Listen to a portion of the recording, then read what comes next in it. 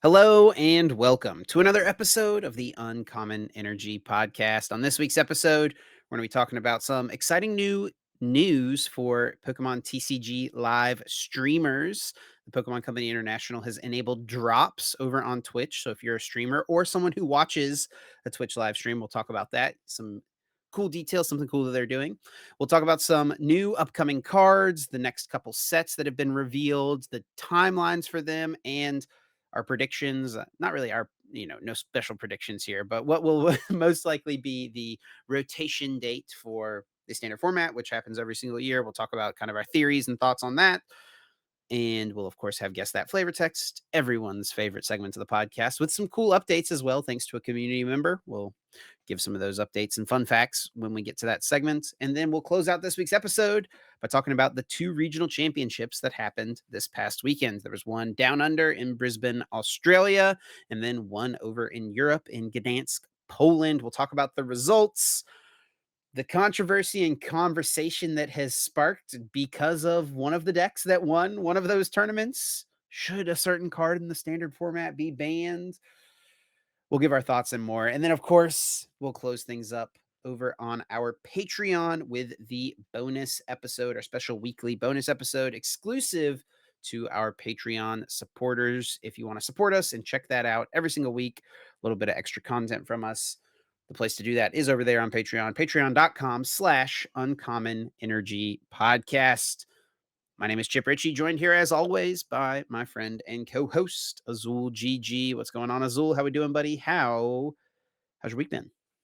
It's been pretty good. Well, I guess it was like okay. Like I got sick a couple days after getting back from LAIC. The first day I got back, which was like Monday. I think we talked. Did I talk about this last week? I feel like I talked about Yeah, this we last week. have recorded a podcast episode since LAIC. Yeah, Yes. yeah, yeah. So I felt really bad Monday, but I felt that was like just travel. And then a couple days after that, I got sick, or I was sick. I guess I haven't been sick since we've had a podcast episode. Yeah, so I got sick. I've been sick.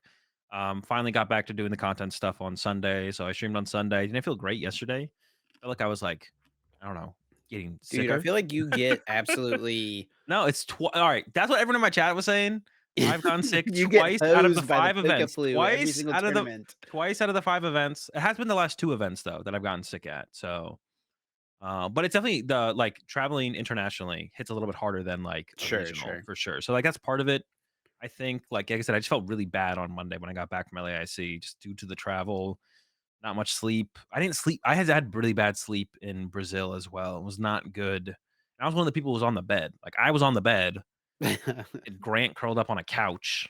Like, Grant did fine. Yeah, so I did not have really good sleep. I think I gotta, like I stopped, like, bringing melatonin with me to regionals and stuff. I think I gotta get back on the I don't like taking it, like, regularly at home or anything, but it definitely helps when you're sleeping in, like, a new location to help you kind of something to help you get to sleep, so I guess I gotta experiment with the melatonin again. I try and use caffeine as much as I can to help me, like, stay up to date, get to a tournament, stuff like that, but yeah, it's been cool to get back to streaming. I'm feeling better. So yeah, did a stream today, did a stream on Sunday, skipped Monday, like I said, but it's cool to get back to that. And then still getting back into like the multi-streaming simulcasting kind of thing. Is still getting used to that because I didn't do that much of it before I went Azul to GG, my Brazil. favorite TikTok streamer. Let's get it.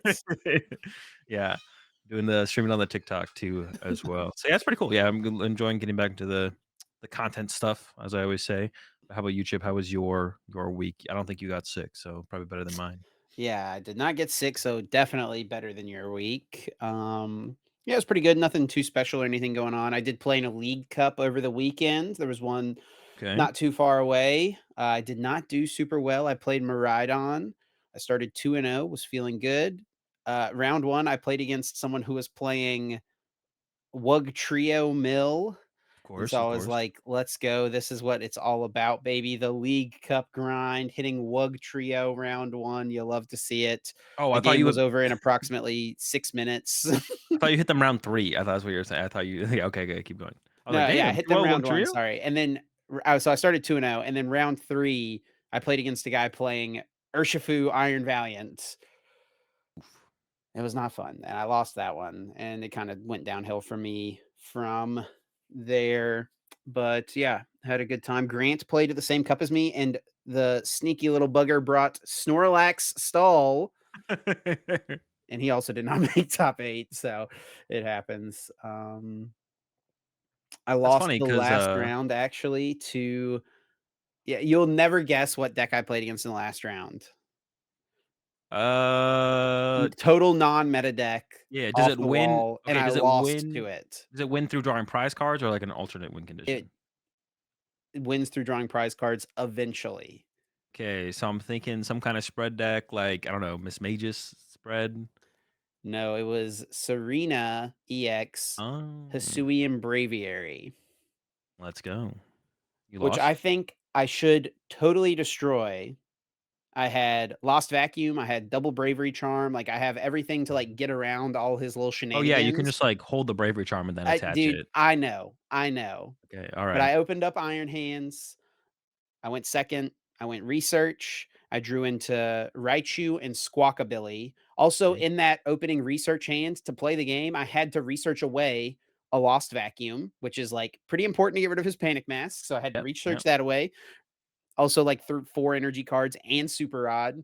Then I draw into the Squawkabilly and Raichu hand, and, it has a boss in there, and it's like, I just still can't do anything this turn. I'm gonna go with the Squawkabilly. Also, drawing my Raichu was really bad, and my Super Rod was already gone, so because Raichu's the way I would it was just a chain of terrible events that led to me oh, man, it was awful, and it's funny too because it's a Pokedad who I used to coach his son, and I'm, like, friends with this family and stuff as well, and he's great, and he loves to play these, like, wacky rogue decks and stuff like that. I lost to him in a cup finals one time when I was playing Green Zard and he was playing Slowduck. The slow dog, The let's Slowpoke go. Psyduck tag team, Let's has a go. pretty good Green Zard matchup, it turns Yeah. out. That deck was super cool. Those are, like, the cool the decks that, like, because those ones can keep up with a decent amount of, like, top decks, you know? Those are the coolest, Yeah, yeah. like, Pokemon decks for sure, it's like the slow ducks. And his Serena Bravery deck was cool for sure, but it's like, if I had just drawn semi-normally, like, Yeah. I definitely just would have smashed it, and as it stands, I still almost won, but my last 2 prizes were exactly Escape Rope and 3rd Boss, and I had to research a boss away at the beginning of the game, remember? So it's Yeah. like, if I have either of those 2 cards, I would have won the game on the spot, both prized. It's okay, it happens. I was happy that he was able to get the win with his Serena Braviary deck. Chips Salty Cup Mm. Run. Is this a new segment of the podcast?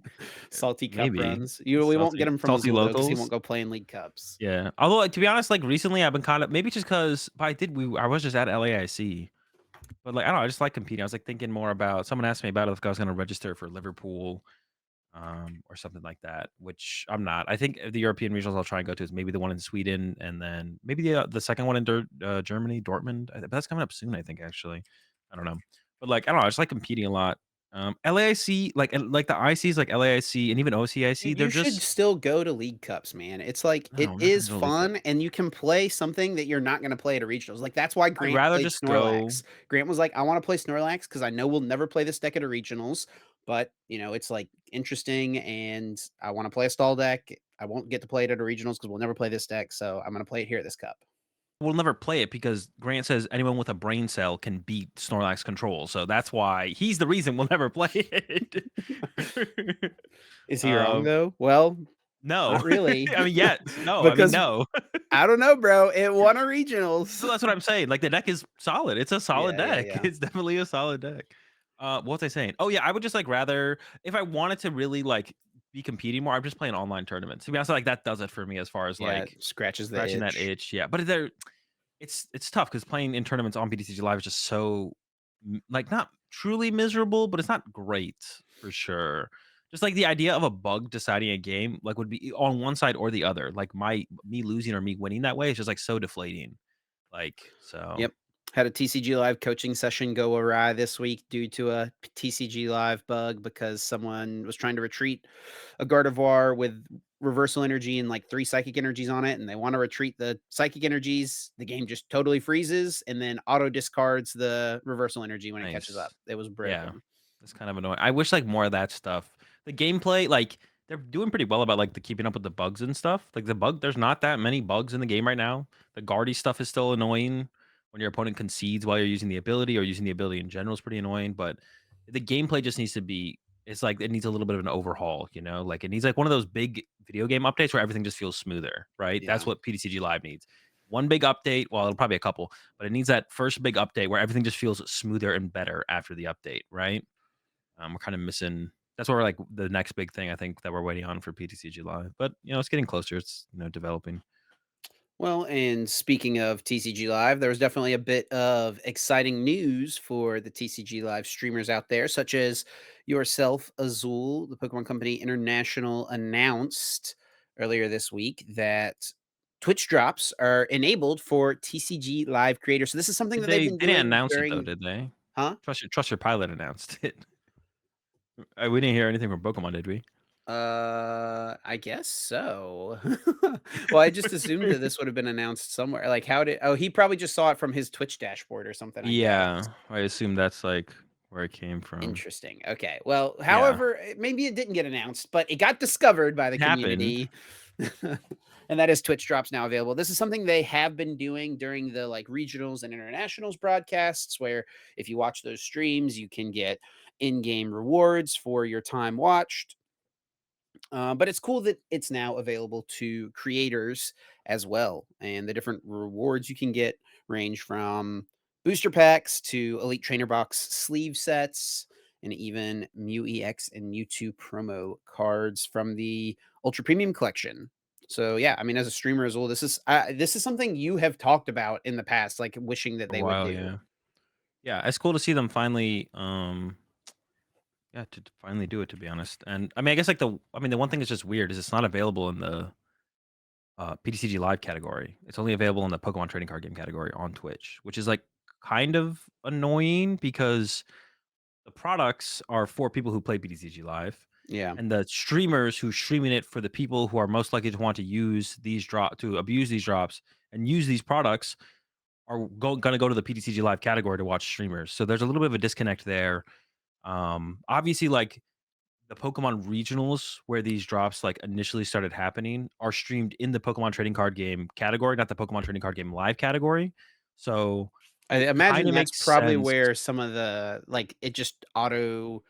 Like, it was like, "Okay, we stream in this category, let's make it available to creators, boom, let's do it." And then that was it, Yeah, but like, like they need to like put it in both categories. they do, Like ideally, yes. like it. So I already tweeted about it. I saw some other people tweeting about it. I don't know, like um, hopefully, like I think, hopefully it's reached a person who is then going to be like, or if you're the person listening to this right now, or know someone you can tell, just be like, hey, let's get drops in the PTCG Live category because I've been streaming in the Pokemon Trading Card Game category because of this because I want to make the drops available to people, right? Yeah.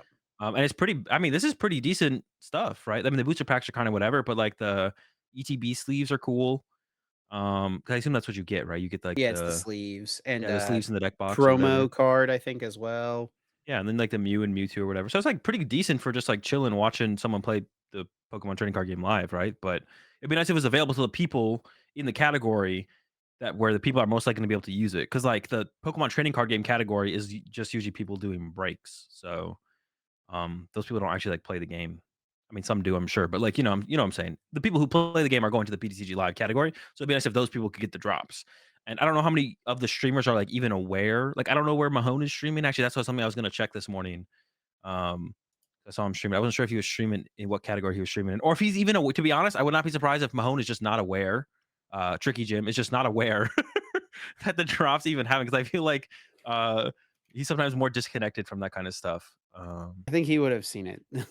I would He would hope have so. seen I would hope Pilot's tweet that would probably. be my guess. Look, My guess, so he or has someone been would probably streaming in the tell him. Pokemon Yeah, trading card game category. he has been. Yeah, according to this, Well, that's just since because he streams the Tuesday. table stuff there. Oh, maybe because I'm looking at his thing right now, and I'm going to his stream right now, and his past couple VODs are under Pokemon Trading Card Game Live. I I mean, don't know how that he's so this works. stream, whatever stream on Tuesday, yeah, today's Tuesday. He started in Pokemon Trading Card Game Live and Okay. then switched it to Pokemon Trading Card Game, probably for the drops. Okay, yeah, he probably there's probably because his last stream was 4 days ago, which was before the drops were even around, so the last stream before that was 4 days. Okay, yeah, yeah, yeah. Yeah. Yeah, so I think some people are aware, not everyone, I think, but it would be just nice if it was in the right category. I mean, it being in both categories would be fine, but, like, I don't know, it just feels like another of those things where it's like, can't they just like TPCI just like do one like if it feels like there's always something with TPCI, you know what I'm saying? Which kind of just is a drag. It's like the drops are cool. We've been waiting for the drops. They're here and they're not even in the PTCG live category. It's like, come on. Like, why does it always have to be something where we can like be like, what are you doing? What is going on here? You know what I'm saying? Like, Yeah. I don't know. It's just I don't know. It's just such a drag because it's like I don't want to hate on them, but like, how can I not, bro? It's like they hit the dartboard, but, like, they're a little off target, right? Hit someone else's dartboard. Like they Yeah. threw it and they got a bullseye on someone else's dartboard. And it's like, come on, bro. Like I don't know. It's like tough. It's really tough because it's a constant. You know what I'm saying? Like we want TPCI to do the cool things for the community. We want to be on their side, but then it's like this feels like a pretty big miss as well too. Like this is like obviously isn't like a huge deal, but it's Yeah, I like would call this pretty minor overall for yeah, but sure. it's like how do you mess this up? It's like how I feel about it. It's like one of those things that's like it's not that big of a deal, but on the other hand, how do you not have it in the Because it PTCG is Live such a category? not big deal, like, how is it Yeah. not how is it Yeah, not yeah, in the exactly. right It's like not spot? that big of Yeah, a yeah. deal, so then how is it not just done? And my only thing I can think of is Twitch only gave them one category, and they went with the category where they stream their regionals, which I think would be fine. If that is the case, where like Twitch is like, we can give you one category to do your drops in, then I'm like, okay, maybe that's fair. But I feel like a company as big as Pokemon, you know, they've been on like the front page of Twitch and stuff before. I don't think Twitch would mind giving them drops in two categories. So um, I don't know. Hopefully, it gets changed to both categories, or at least. But if we had to pick a category, I think we would just pick PTCG Live, right? Like that's the category it should be in if it's going to be in just one Yeah. category.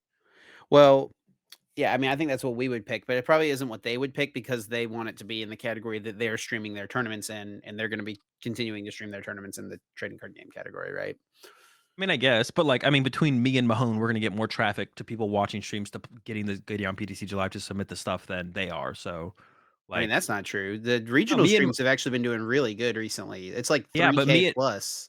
me and Mahone stream like every day though. Like, Yeah, it's sure, like sure, sure, sure, we sure. overall like comparatively the amount of traffic me and Mahone will push to PTCG Live through drops versus the main regional streams is not even comparable. I don't think. I think it's probably like 10 to 1. Um, so I don't know.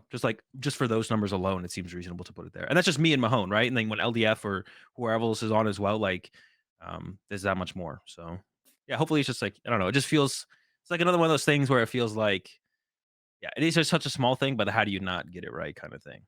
But yeah, it's cool to see it's here finally. You know, but of course with TPCI, there's always things that can be immediately improved upon. And speaking of things that are, well, maybe not here finally, but on their way. I really tried with that transition. Didn't That quite was hit not a though. good one. There was a couple cool announcements this week about some upcoming sets. First one is going to be a special set coming out in January called More fates. Paldean Fates. More Shining Fates, fates. Hidden Fates, Hidden Legends. It's not a fate. No, it's not a fate, but they can't stay away from the fates, Azul. Yeah. What's going on with the fates, bro? Who at Dude. TPCI is obsessed with the fate? Well, they just wanna know, like, the conclusion of all the regions, you know what I'm saying? Like, this is the fate of 'cause Paldea is one of the regions, right? So, like, It the is this fate current region, yeah, yes. so this they just wanna know the end like, the fate of the region, you know what I'm saying? Um, and yeah, these are the What do you Paldean think of fates. Shiny Dondozo? It's pretty dope. Those Yeah, are the well, it's just kinda like it's just white. I don't know, like, the super simple shiny oh, I guess you know what? It's pretty cool, it's pretty cool. yeah. What about I'm this one down that with it. looks absolutely no different than its original? I don't know what the original looks like, to be honest. It's so weird for me with Pokemon because like, I only see the card artworks, and, like, the amount of Pokemon I've been like, "Oh, wait, that's what it's looked like when I see it in the video game," or, like, an image of it, of, like, it as a Pokemon, not just the card artwork. Because the card artworks can be, like, deceiving as to Here you what the go. Pokemon fully Here's a looks side like. by side of Oh. Cerulege. So, wait, the other one is the shiny one? Yeah, it is Yes, a Fates card. they're the same, dude. The Yeah. only difference is the eyes, is the only difference. There's not even, like, a color tone difference, is there? Nope, it is A little bit, literally the right? eyes, and that is it. It's a little lighter. It looks a little lighter. It's like yeah, No, shiny it's like shiny Gengar is like a lighter or it might be darker, I don't even remember. It's one of the 2. Pikachu's kinda same. Shiny Yeah, Pikachu Pikachu's a is little like burnt darker. Pikachu. Yeah, burnt Pikachu Pikachu. that's been at the beach for a week, you know? Yeah. It literally looks like a cookie that's been left in the oven a little bit too long. So, yeah, this set is gonna be pretty big, 240 cards, 130 shiny Pokemon, 11 shiny Pokemon EX. There's gonna be special art rarities and stuff. Actually, as we're recording, the Shiny Treasure EX set, which is Japan's version of this set, is, Dude, like, oh, wait, hold on. currently releasing as we're Go ahead. recording. What? I just, like, looked at the Frigibacks. It literally looks like the meme of that kid holding the soda, kinda side-eyeing the camera. Scroll down to the I'm not on Frigibacks. that page yet, hang on. I think we're on the same page, it's just lower, I think. Oh, you were on the same page, but yeah, yeah. Does it not look like the do you know the I'm not meme I'm sure if I looking know at? what meme you're talking Let me about. okay, hold up. You're finding this meme? Dude, it literally looks like hang on, I'm gonna put it in I'll send it to you on Discord. Okay. Live meme finding with Azul GG. This one. But yes, Everyone so knows what I'm talking everyone in oh, the comments knows what oh, I'm oh, talking about. sure, okay. Yeah, this meme. Yeah, it literally looks like that's what the Frigibacks looks like, bro. Dude, he saw something sus, bro. He's like, "What the Okay. Holy yeah, fair, fair. heck?" Go But yeah, ahead. so this set is gonna have a bunch of reprints, but as Azul mentioned, with little Frigibacks here, there are a handful of new cards. Not everything has been revealed just yet, I don't think, but there are several that have been, and several pretty good cards. I don't think there's gonna be anything like crazy in this set, I wouldn't expect, but It'll be like, Obsidian Flames, where you're yeah. like, "What?" Well, yeah, I mean, you never know though, like with these special sets, because I mean, I always go back to Shining Legends had Zorg GX in it, right? So Sure, but it was released in a main set after that, right? Zork was? no, it was Oh. only ever in that set, and We then, also like, got, like, a promo Victini. product. Victini Prism came out of that once. That was, like, a Yeah, big card Dragon from the Vault, yep. yeah, Quagsire. Yeah, the There's a Fiery couple Flint was cards in that set usually. There's too. usually, like, a couple cards, but oh, it's a big one, yeah. But yeah, Pokemon TPCI does a great job with these products, to be honest. I mean, dude, like, they know what they're doing when they're making this a promo product, right? Like, Is that another Charizard artwork? That's another one, right? it's the same as the one from Obsidian Flames, just shiny. Dude. Yes, they know what Dude, they're doing, the man. collector community, bro, they're honestly, like, they're being, the TBCI is pulling one over on them, bro. It's What do you like, mean? dude, there's, like, 20 Charizard artworks of the same card, bro. Like Yeah. like, for me personally, like, I'm not a big collector, so I don't really have the same kind of but, like, it would just be for me, it's like looking at it from the outside in because 'cause I'm not really, like, a huge collector in the Pokemon space. Like, there's, like the things that I like to collect in Pokemon are, like, little niche stuff. You know, I don't need every Charizard or anything, but, like, I just feel like it decreases the value or, like, the, like, sentimental value It towards it feels if there's less so special many. Yeah, it to feels get like way a less yeah. to get like, a cool Charizard EX when it's, like, one of 20 different artworks, you know what I'm saying? Yeah. Like, back in the day when you got, like, a full art card, like, when I would pull a full art card as, like, a kid, that'd be, like, such a bigger deal. It's like there's the normal art and there's the full art, and that's it. Like, it's like, "Oh my god, I got the full art," you know what I'm saying? But, yeah, I don't know.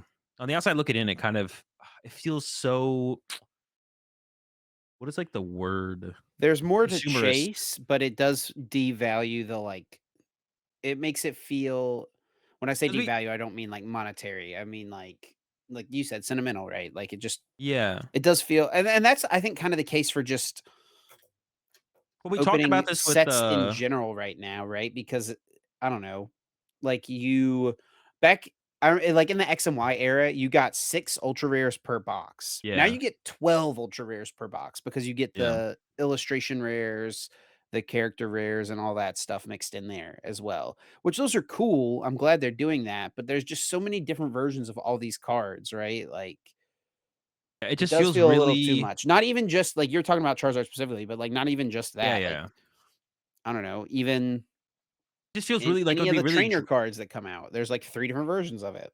yeah, it's like it seems like because like the idea of like some like doing master sets or like collecting all of one card, like the idea of that like I kind of like that idea, or I think that's cool.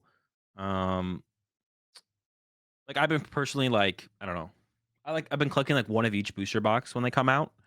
Um, But, like, if there was, like, a full art booster box and then a super rare booster box of each booster box, I'd be like, "I'm not doing this, bro." Like, I like the idea of just, like, getting the 1 booster box of each Well, set. I think that's kinda there's cool. people who collect the Elite Trainer boxes, right? Yeah, And then yeah. they started doing the Pokemon Yeah. Center exclusive Elite Trainer boxes, and then some of the sets, there's 2 different versions of them as well, right? Yeah. So, Yeah, it just feels really draining because, like, I think the idea, like, we talked about this a little bit with, like, the felted hat Pikachu stuff that went on. Like, the idea of exclusivity to me personally as someone who, like, does like collecting some stuff, if there was 0 exclusivity, I would have no interest in collecting something, right? The idea that I have something that not everyone has, that definitely increases the value of it to me and makes it cooler. Um, but when it's like, yeah, there's so much of it because, like, yeah, you said it's so easy to pull cards now, and then there's so many versions of everything. It definitely just feels like it dilutes the collecting aspect of it all. But I don't know. I mean, like I said, I'm not a huge collector. I don't think you are either, right? Like in terms, you have your collection, but like, yeah, like what I I I so collect, like, retro that's what I was gonna decks say. and Yeah, cards and stuff. I don't really collect the new stuff very yeah. I much. guess like anyone who like is like more in the collector side of things, or like both, because I feel like a lot of Pokemon players are like more both than not. Like people who play Pokemon also like, are collectors to some extent as well, because it kind of makes sense. But let us know if you feel like throughout the years has it felt, I don't know, just kind of the diminished. It just feels, yeah, Yeah. the idea of Yeah, it. I mean, I still, like I get packs every once in a while. Like, you never buy packs, but, like, I'll buy a pack every once in a while, or if there's, like, a cool, product that comes out, like a collection box, like, for the promo Charmanders, right, that came out, as opposed to just going online and buying the Charmanders. I did go out and buy the, like, promo boxes because I wanted to Yeah. open the 151 set and, had a good time doing that. And, like, when I get cool cards of, like, Pokemon that are my favorites, I do keep them and hang on to them, right? Well, I've been Um doing that with, like, so whenever I do open some products, like, if Pokemon sends me some product to open or something Yeah, like yeah, that, I like keep some of exactly. the artwork rares, like, those are really sick, like, the one I tweeted about the other day, the Palafin, bro, that artwork is sick. That That's, like, card's a card cool. that I like, that's a card that I'm gonna want to get my hands on and keep, will be one of those. Even I might even go out of my way to get, like, a PSA 10 or something, or a A 10 CGC graded 10, you mean? CGC 10, CGC 10, um, and hold on to that, because like, that's, yeah, those are, like, the little things that I like. If, like, artwork is sick like that, then I want, like, maybe a 10 of that or just get the card itself, who knows, but yeah. But Alright. yeah, it's cool. What's cool for these sets as well, so it's like they get shiny versions of a lot of playable cards already. Like the promo that is in the Elite Trainer box is Mimikyu, right? Which is a pretty playable card in the stall deck. I've been seeing people put Mimikyu and Guardy, which I don't know. Maybe we talk about that during the Brisbane and Gdansk chat. That's Which just, like, stop the turn 1 attack? yeah, it's for Iron Hands decks. So when they escape rope you, you just cry? Yeah, that is the issue, Interesting. right? But Yeah, yeah, yeah. I've seen that pop up a little bit. But anyway, yeah, I mean, it's cool. Like there'll be like new versions of um existing like shiny versions of like new cards, which like, some people like to, bling out their decks and stuff. There's a lot of Yeah, yeah. options there now. But there are a handful of new cards as well. So we should talk about and just read through a couple of them because there's definitely some that I think there's a couple of these cards that are pretty good, but nothing that's like meta defining, I don't think by any means. So let's just go Mhm. through a couple of these new cards if that's cool. Get We'll into start it. with Espathra EX here. It's a stage 1 grass type Terra Pokemon. And it's got the ability Dazzling Gaze. It's got 260 HP as well. And it says as long as this Pokemon is in the active spot, attacks used by your opponent's active Pokemon cost colorless more. And then its attack Psyball for 1 energy does 30 plus damage, 30 more for each energy attached to both active Pokemon, yours and your opponent's. So obviously a little bit of synergy there with the attack effect and the ability, right? Um, What's this the reminds me best, what's the best form of energy acceleration for this? Because it takes a psychic. yeah. You don't have to play it with Xatu, though. Yeah, you might just play it with, like, double turbo energy or something, right? I feel like you're not putting out enough damage if you're doing that. Yeah, probably not. There has to be something that, like, maybe it is just Xatu, though, to be honest. Xatu and double turbos, probably. You still Mhm, play yeah, double turbos, Xatu. but I guess you could do Cherim, but then you need psychic double turbo and Cherim. This reminds me of Yeah. that Grimmsnarl from Rebel Clash. Do you remember this card? Oh, oh, wait, Couple yep. yeah, Yeah. you said nope and said yeah. It's literally like the same thing. Its attack makes the energy cost more, and then or sorry, its ability makes your opponent's energy costs more, and its attack does more for each Yeah. energy attached to it. Is this the Grimmsnarl that people, like, it was like a meme deck for a little while? This Oh, is the yeah, one, right? yeah. Yeah, Yeah, okay, yeah. yeah. It was I actually, like, remember decent, like, playing it this wasn't deck a little terrible. bit. Yeah, it was not terrible. No. Then there was this Not Breakpoint terrible. Trevenant, which was, like, basically the same thing as well. So it's like this effect has existed many Mhm. times, Yeah. in the history of the game. None of those cards have been particularly strong, but they've never been, like, totally terrible, right? Like you said, the Yeah, Grimmsnarl was, like, okay. People did play that Trevenant, though it was not very good to play alongside just regular Trevenant, right? You wanted your, item lock Trevenants to be there. yeah. But yeah, I could see this being very okay, but definitely I don't know. It's just cool that there's more of this type of stuff, right? That you could, like, hop on the ladder with an Espathra deck and, like, not get totally dumpstered probably, right? You could build, like, a decent Espathra deck. Yeah, I mean, it doesn't seem terrible, to be honest. Like, thinking about his matchups, like, against Guardy, I mean, you got double turbos in there, you can, like, maybe do some Yoga Loop shenanigans as well. You're gonna be able to 1 KO them pretty much no matter what. I guess Guardy X might be a little bit tough to take down, but then, like, Charizard's gonna find it really annoying to get a 3rd energy, and then early game, they can't even 1 KO on Espathra. So, It yeah, is there a could be grass some game. type, so against something Oh, like true, yeah, Charizard, you just kinda smack him. Yeah, you're yeah, just kinda smacking the Zard. Yeah, it definitely good seems like it typing could be right now decent. for sure. Mhm. Then we've got this Charmeleon, which is kind of a sneaky good card here. 90 HP, stage one. And it's got the ability Flare Veil, prevent all effects of attacks used by your opponent's Pokemon done to this Pokemon. So this will prevent things like Sableye, Lost Mine. It'll also prevent things like Cresselia, placing damage on it, stuff like that. Does have 90 HP. The current Charmeleon has 100 HP. There is a 90 HP one as well that people can play.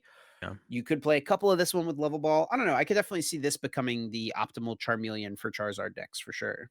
I mean, you stop Sableye, you stop, TMD Yeah, Evolution, right? that's Yeah. true too. Yeah. And then, I like is, like, decent up against Mimikyu, right? You're doing the other one's, like, the one that does 90 KOs Mimikyu, but they usually have a Bravery Charm, and you have to discard an energy, so that one's not very efficient at dealing with Mimikyu because they just have to penny a couple times, and you run out of energy. And then the other one does 70 damage, and then 22 itself, which is Yeah. also not great against the Mimikyu, especially if they have the Defiance Vest or the Luxurious Cape. So that's like this Charmeleon is probably the best at dealing with Mimikyu, to be honest, as well. Just a flat 50 over and over again. Yeah, but it doesn't even two hit KO. So I don't know if it really I would mean, be like the best. you can't penny loop a 3-hit KO though, so it'd get there eventually. The penny loop will break eventually, Yeah. Then we've got a Frigibax here. which you're Maybe the super excited new for. optimal 70 HP Frigibax. It's got collect for water energy, draw a card. I don't know. I mean, the other one does have the 50 damage attack, which you can use sometimes against Gardevoir, Yeah. Yeah, but we were talking about this one, like, yeah, the other Frigidaire is so bad when you start with it, but at least this yeah, time, you put him to work, he'll draw you a card, like, he's gotta earn his spot, because opening the 70 HP Frigibacks in Chien-Pao, it's not always terrible, because sometimes you don't care about pushing Chien-Pao turn 1, but the games that you do, it's mostly you terrible. really hate the 70 HP Frigibacks, but at least he can draw you a card now. I started the 70 HP Frigibax so much at LAIC, dude. So much. Yeah. We've got this Kilowattrel, which, hey, a little buff to the United Wings deck. That's what we all love to see. It's got United Thunder, Hey. does 10 damage to one of your opponent's benched Pokemon for each Pokemon in your discard pile that has the United Wings attack. Obviously, United Wings is not great right now. You got Iron Hands running all over the format. Feels Yeah. like a pretty weak one prize deck to choose to play at the moment. Probably doesn't even do very good against stuff like Charizard, right? It's just got Oh, so much HP. But if you were to play United Wings, I feel like one or two of these guys make sense in there, right? yeah, I guess you can, like, clean up KOs or get some sneaky knockouts on, like, slower HP stuff on the bench. You'd probably at least play 1, I guess, but, yeah, it caps out at, like, 110 damage or something, so not hitting very hard on the bench. Next up is one that I think this card is pretty good. Not like amazing, obviously, Hyped about it. because your opponent does have some control over it, but in certain metas, I think this card could be pretty decent in certain decks. It is a Mime Junior, 30 HP, basic Pokemon with a free attack, no energy cost. Make believe copycat. Your opponent chooses one of their Pokemon's attacks, and then you use that attack as this attack. So obviously, in certain matchups, this card would be pretty terrible, right? Like against Gardevoir, they would just choose Slap. You're only doing 30 damage. Like that's not going to be very good. But Like Manaphy even, 20 there have damage. been decks in the past, say, I don't know, Arceus Giratina or Arceus Duraludon. Like, there have been decks in the past that really only have high HP Pokemon in play with high damage attacks. And I mean, in a meta full of Arceus Duraludon, something like this seems like it would probably be pretty good, right? Just a Yeah. free 200, 220 damage, whatever it is that they choose. I mean, I guess they're always going to choose 200 unless you could get the benefit of accelerating, I guess, whatever. But I don't know. What do you think of Mime Jr. as a Yeah, it definitely is like one of those cards where it's like, I'm trying to like think of a comparison for like a good card where it's like, yeah, I'll just have those matchups where you're just like, I mean, I guess like Minior is maybe the best comparison right now. It's like, I want to be able to have a better control matchup, play the Minior. I want to be able to have a better. There's no matchup right now that sticks out where I think the Mime Junior Yeah. would do anything. Even on top of that, like you said, like if it was up against like an Arctura, um, you put it like they once they know you have it, maybe they do something like if they still play the Alakazam, whatever, they bench the Alakazam, but now they have a one prizer in place. Now you can go 1, 2, 3 with the prize trade, right? So even if Yeah. they Yeah. have Yeah. like a so like it even though they could just bench something that has like a pretty bad attack, all of a sudden it could change up your prize trade and make it easier for you to actually win the game with Yeah. it or without it. So yeah, it's just kind of how you have to wait for one of those matchups to come around where it'll be beneficial. I can't think of one off the top of my head right now, but, like, Yeah. yeah, definitely something to, like, remember exists and, like, these are the kind of cards that I tell people you just wanna own one of these. Like, you should just own a Mime Junior. There's no reason Yeah. not to. Spend the 5 cents, pick up your Mime like, these cards are, like, so ridiculously cheap now too. Like, back in the day, the Mime Junior might cost, like, 50 cents. Now it's, like, 5 cents. Like, it's actually ridiculous how cheap Pokemon cards are. Like, because 'cause I've been going out of my way to, like, get a, uh, like, minimum rarity master set of every single set since Scarlet and Violet. So, going on my way to get the cards, but, like, it really isn't like, the things like this are just, like, not you can spend, like, $10 and get, like, all the possible or even less, all the possible tech cards from every single set or from each set. Yeah. Get, like, all those things just stocked up and just be ready just in case. Yeah. This is a card like, yeah, I don't think that there's anything right now that sticks out that this is good against, but before this card leaves the standard format, there will be some deck that exists that like includes this card that does decently. That like that is a Yeah. good deck. I think for sure. We don't have to talk about Fiddle or Gimmighoul here, though we've got a Great Tusk EX, a new Great Tusk EX. It is different from the one that came out in Scarlet and Violet base set. And this one is an ancient Pokemon, so you get to use it with Sada or any other of the ancient support cards, like the Ancient Booster Energy Capsule. It's got an ability here, Quaking Destruction. If this Pokemon is in the active spot at the end of your turn, discard the top 5 cards of your deck. Don't know about that one. And then for a fighting and 3 colorless, it has Great Bash, 260 damage. This attack's damage isn't affected by any effects on your opponent's active Pokemon. High cost to use this card, not only in its attack cost, but in the fact that you have to mill your own deck when it's active. What do you think, Azul?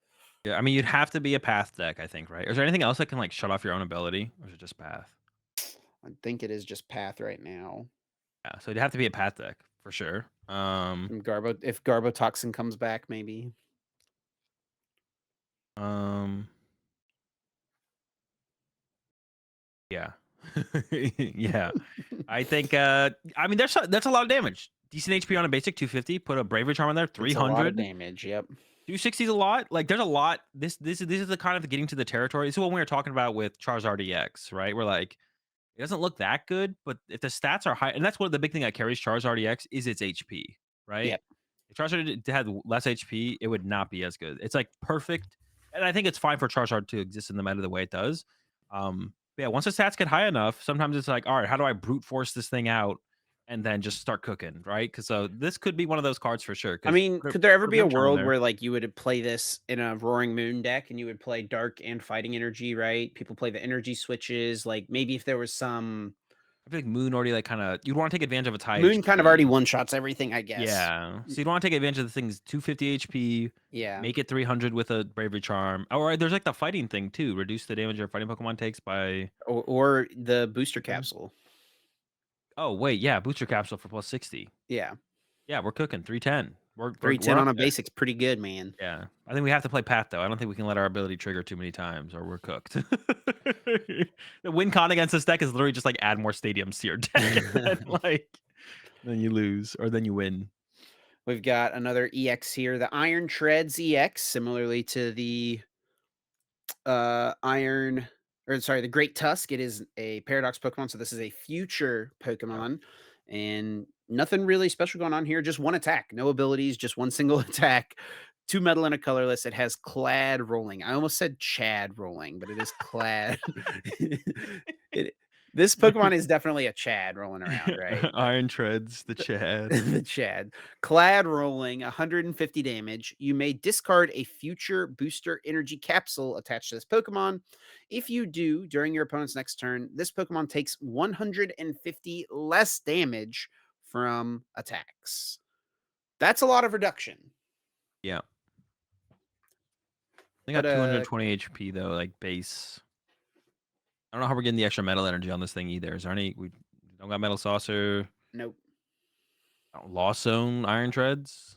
But some you're only hitting for Yeah. You're only hitting for 150 as well. So it's like you're not dying, but you're not KOing anything either. You know what I'm saying? So Yeah, you got to do it multiple times. Is there anything? There's not really anything to get back the tools in the format right now, is there? no, I don't think so. Not No, that I like can think Eco of. Arm or anything like that? I mean, if you could like chain them hardcore, like every single turn, 150 less, plus a oh no, I was gonna say plus a tool card, but that is your tool card. So Yep. yeah, Yeah. 150 less would be pretty good. I don't think so though. We don't have to read the Golden Go. I just want to say how disappointed I am that they didn't give us a Golden Go one prizer. Like the EX isn't even that good. They didn't give us a Golden Go that synergizes with it at all. This thing sucks. Like it's so bad. It does. You would never play this in your Golden Go deck. It actually Yeah. is kind of disappointing. Like that's what I just wanted to mention about this. Yeah. It would make yeah. It would be cool if they had made it something that could work, like, did something similar to the 2 prize Golden Go, right? But Because right now, like you have like the Caesar and the Golden Go decks, but it like it doesn't feel great. So if you just had a one prize Golden Go that did something, it was just like good as a one prize attacker. That would yeah. help Golden Go a lot, to be honest, because like you don't have to worry about playing this extra Caesar line and how much Caesar do you play? 1/1, 2/2, like yada yada. But it's so bad. Like its first attack accelerates energy from your hand to your Pokemon. You don't wanna do that. Golden Go EX is a one energy attacker. You don't need energy And you want your acceleration. energy to not be in play. You Yeah, want you to want them to be be in your discarding hand. them every turn. Yeah, it's just yeah, that was a really big disappointment when I first started. So we can move on. Yep. Next one I wanna talk about is the Technical Machine Crisis Shot, a new TM. This one, man. This one is good. Cram is like, let's go. Yeah. I'm back, baby. Cramorant is going crazy right now. So You 3 don't even colorless, yeah, go ahead, go ahead. 280 damage for this TM. And you can only use this attack if your opponent has exactly 1 prize card remaining. Bro, like I'm envisioning like a comeback lost box where it's like Counter catcher.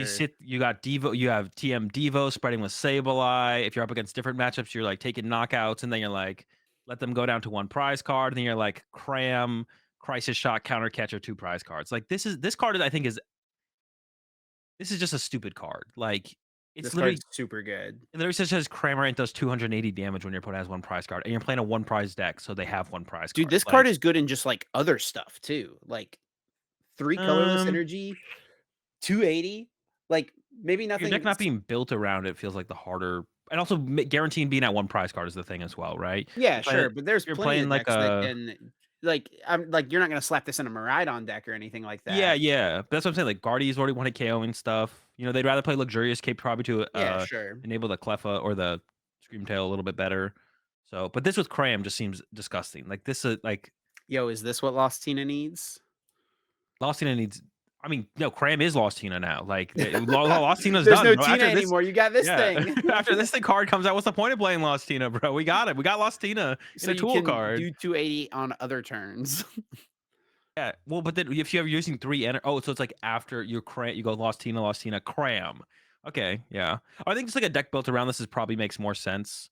You know, are you playing Arvins in there? I don't know, maybe town stores, but like, you know, being able to access these cards is still important, especially on the turn where you need them. So, but yeah, I think some kind of like almost checkmate Lost Box because it can check with Lost Box can already kind of do that with TM Diva now. Like Sableye plus TM Diva, like creates up a lot of checkmate scenarios. So this is like even more towards that. So yeah, this card is kind of absurd. I think I don't know if it'll be broken, but it just kind of seems like I read it and I was like, this is obviously just for Cramorant. Like oh, that's where it's gonna go the most. This just feels unnecessary. Like I don't know. That's how I felt when I read it. Yeah, well, I mean, I don't even know how much like, dude, Cramorant came out so like, by the time this card comes out, Cramorant will have come out, like, 18 months before this, right? So it's Yeah, like but like Minior definitely came out I think Minior definitely came out as a response to Snorlax. They knew what Snorlax was gonna be able to do with Counter Catcher, and Minior came out last set, right?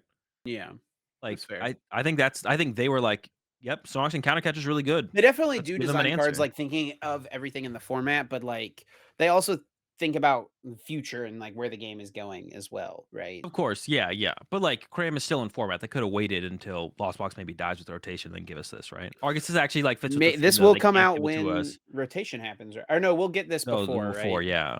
Well, yeah, we Well, we should don't stop know. We don't. getting That's another part of this. We don't know exactly when rotation's gonna be, but we have a pretty good idea, right? yeah, we got a pretty good idea. Alright, last card. Actually, well, yeah, go ahead, Which read the of last these card. 3 counts as the last card? I'm curious. Oh, well, I thought we were just gonna read the backpack card, but what is Nimona? You don't know what Nimona is? No, that's what I was gonna ask. I thought that's where we don't have to read the other ones, to be honest. Your opponent Dude, reveals their hand, draw 2 cards for each card you find there. Yo, that's an anti-control card do right you there, know who Clive, Nimona is, Azul? off the top of my head. This is a card that exists in the format already. I mean, no one uses it though, right? Yeah, it's in Scarlet and Violet base set. I'll give you one hint, and you can guess Okay. what Nimona does, okay? Sure. Nimona is your rival in the video games. Uh, I didn't play the newest video game though, did I? Dude, like, come on, man. It's like what the same card effect that every Oh, draw rival. 3? Is it just draw Dude, 3? Oh. draw 3. So you get to get 2 of them back? Let's go. We're Is cooking. You this could what have, like, a draw Nimona 3 needs to engine. be broken to be a good card effect? You But just you get could them now back? combo it with what was, like, taking advantage of, like, draw 3 or just wanted oh, well, people were playing, like, draw 3s in Golden Go, but you There's gotta so put the many better Colossus in there. options. Yeah, Colress. Like, I can't believe people were playing, like, 4 Worker and or Averys and stuff before playing 4 Colress, like, that blew my mind. I mean, I think you can make an argument for Avery for sure, depending on the meta, but Yeah, I'm trying to see more cards. We're trying to cook here. and then yeah, a couple more supporters, Clive and Students in Paldea. Nothing really special going on there.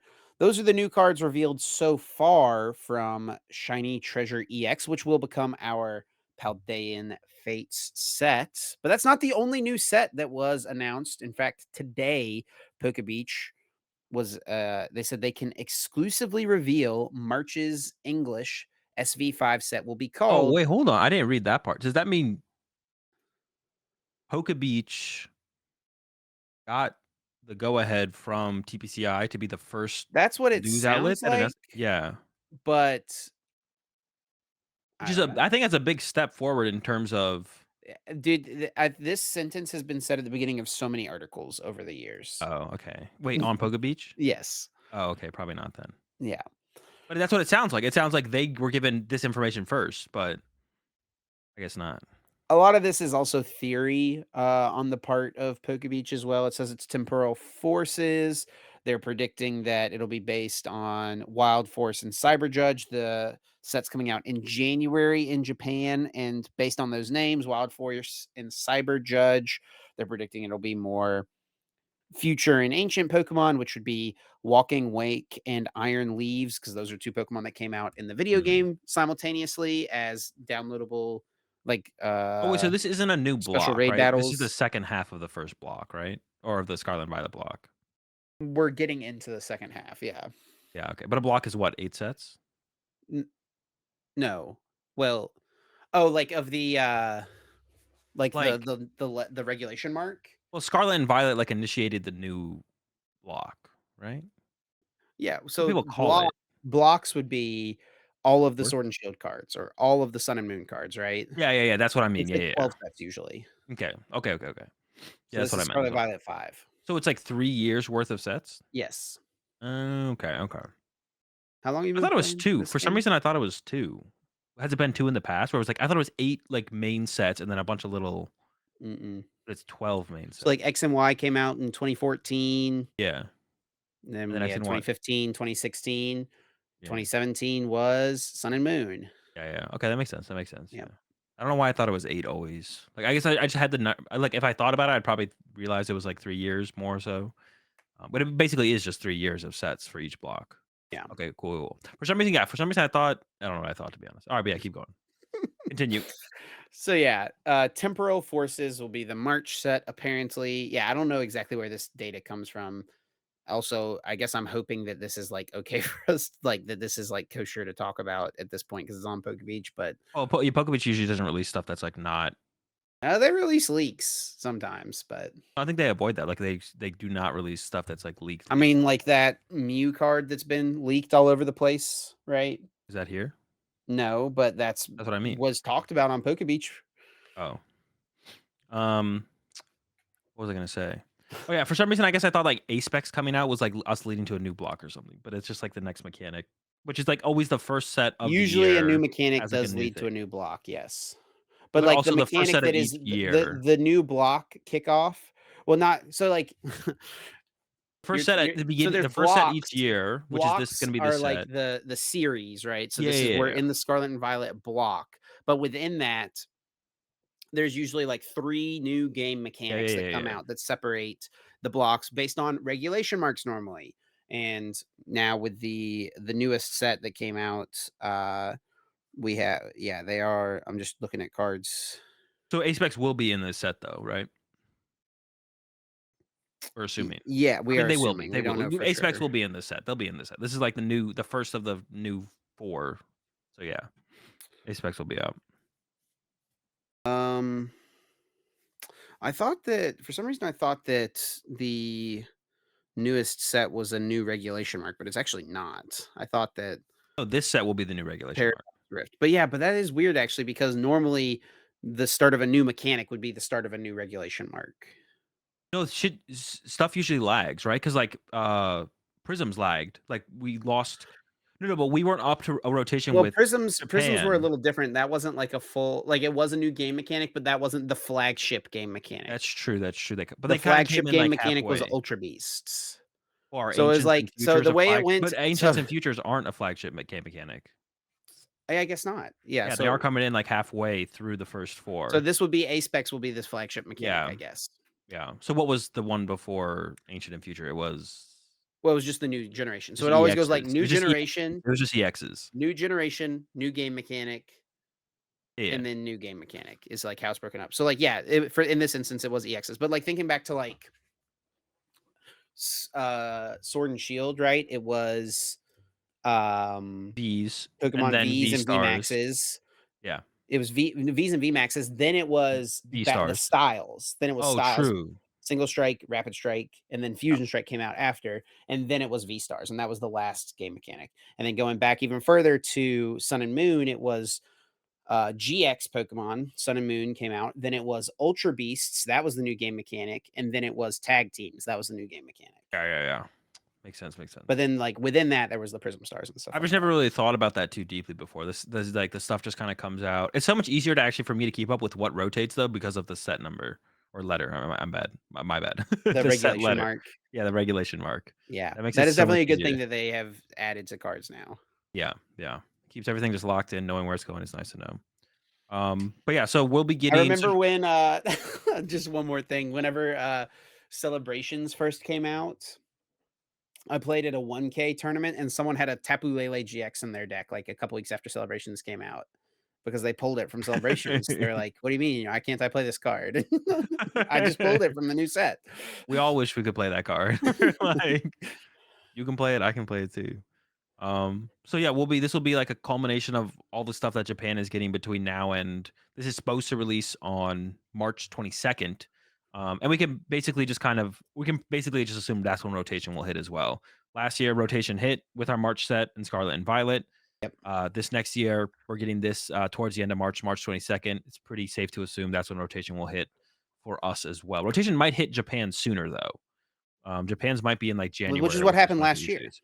Yeah, yeah. But we will be getting cards on the same day as Japan is getting them on March 22nd, it sounds like. So some of the cards Japan will already have had access to for like 2 months, but then uh, cards that make up probably at least half our set or so will be coming out in Japan the same day it's coming out for us. And yeah, so the release date is set to be March 22nd. And do you know what happens 2 weeks after March 22nd? The weekend that these cards would be legal for competitive play? And I see. Which for EUIC. yeah. And EUIC last year was the first tournament of the new format of post rotation. So yeah, I mean, pretty cool. I would be down for EUIC every year to just kind of be like the launching off point of like, all right, here's our new format, here's our rotation. This has Let's been see what the players happening. make happen. I think it This has is been super happening for hype for every it, year. like, for rotation to the first weekend of rotation for there to be a major tournament. I think that's super cool. Yeah, well, in the past, it was like it culminated with Worlds, right? We had, like, a Worlds only format where it's like, we did rotate or we didn't Yeah, well, rotate, that was, and the like, new their set was plan for a legal. while, but they only did that once. It only happened once. Thought it It happened was twice. 2019. It happened twice. The year before that happened as well, when No, Robin won. 2018 We was got just an Rayquaza, Robin it was just a won, new then set. It wasn't a rotation. It no, was but then just a new rotate no, set no, the new set came out, and then we rotated immediately after. after Worlds. Yeah, yeah, but there was a it was a Worlds only format. Yeah, yeah, So it was yeah, like but pre-rotation then with a new set. at Worlds 2019, 2019, they yeah. changed that to where they rotated before Worlds and it was a new set. Yeah, yeah, yeah. But yeah, that's what I'm saying, there was like a worlds only format. I Yeah, guess we had sure. that I guess we had that in London as well with the Pogo format kind of. No, because we did have a couple tournaments after that in the same format, so Yeah, not quite. Baltimore, I Yeah, think, yeah. was the same format. Mhm, mhm. Yeah, definitely. Um, but yeah, I mean, that's cool that we're still basically kinda synced up. Japan is getting some of the stuff before us, but then it sounds like hopefully at least a decent amount of it they're getting alongside us. Their rotation will probably happen sooner, so they will play a format that we don't actually get access to, unfortunately, which will be like half of half of temporal forces plus rotation, and then they'll get when they get the rest of temporal forces, we'll also get temporal forces, and we'll also rotate. So we're still pretty much synced up. When I heard about what with all this happening, when I was talking about with my chat earlier, I thought we were like getting separated again. Where I was like, come on, like what happened last year with Scarlet and Violet, Yeah, which was kind of a drag. Like we had to wait 2 months while Japan already had access to Scarlet and Violet and was already and rotated. we, We had to like, wait 2 more months. kinda have to do that still, but, like, Yeah, not not it doesn't fully. sound like as bad, but I'm hoping, like, we eventually adjust where we just, like, release at the same times. Like, I don't know, it feels like we're still a little bit too separated. It could still get us a little bit closer, but we're really close now. So, like, that's really cool to see in general. So, definitely steps in the right direction. All right. Well, before we get into guess that flavor text, we do need to give a quick thanks and shout out to Dragon Shield for being a sponsor of the Uncommon Energy podcast. Of course, Dragon Shield makes the best card gaming and tabletop gaming products on the market, including sleeves, binders, deck boxes, and so much more. Definitely the go to sleeves out there. If you're not using Dragon Shields, you're messing up. We love Dragon Shield over here at Uncommon Energy. Yeah, yeah, huge shout out to Giant Shield as always. They sent me some of their, new products, the new color, and then, some of the new or I guess returning, was it non-glares? I know there's, like, quite a few people out there who are Oh, fans of the okay. Yeah, yeah. non-glares. So the non-glares, I believe are gonna be making their way back. So yeah, yeah. Huge shout out to Dragon Shield as always. Appreciate it. And check them out as always at dragonshield.com/webshop/US or EU, depending on where you're located, and literally everywhere else as always. Local card shops, big box retailers. They're there. Go pick some up. And with that being said, we can move on to guess that flavor text. And before we actually get into guess that flavor text, we got to give a big thank you and shout out to a community member who actually went out of their way to do some data compiling for us. They actually Yeah. commented on last week's video on the YouTube channel. They also sent me a DM over on Twitter. So shout outs to Tim and Games for going through and doing all this. But yeah, he went back and looked at every single episode and got us updated on what the score is. This is episode 85, so pretty sad to look at the point total at this point. But Azul is sitting at 10 points, and I'm sitting at 16 points. So I am solidly in the lead, I thought I which was further behind you guys. I thought it was gonna be like 10 to 20 or something. But so I'm like actually feeling I've like the fumbled the comeback is bag a little bit possible. here and there. Yeah. It is definitely possible for me to make a comeback, to be honest, for sure. But with all this as well, Tim and Games also like gave us some kind of fun facts about guess that flavor text and like some things that have happened. Only one Pokemon has been picked as the card more than once to guess, and that was Misdreavus. Azul Yeah. picked it twice. Azul's just a big fan of Misdreavus. XY base set Skiddo was almost the first card to be picked twice, but Chip caught it in time. Azul tried to give me a card that had already been chosen. The last time I got points was episode 80, so not too long ago. I got 2 points there. The last time Azul got points, bro, we're on episode 40s? 85 right now. The last time you got points was episode 65. Oh, okay, I thought it was gonna be worse. That's not that bad. That's 20 episodes.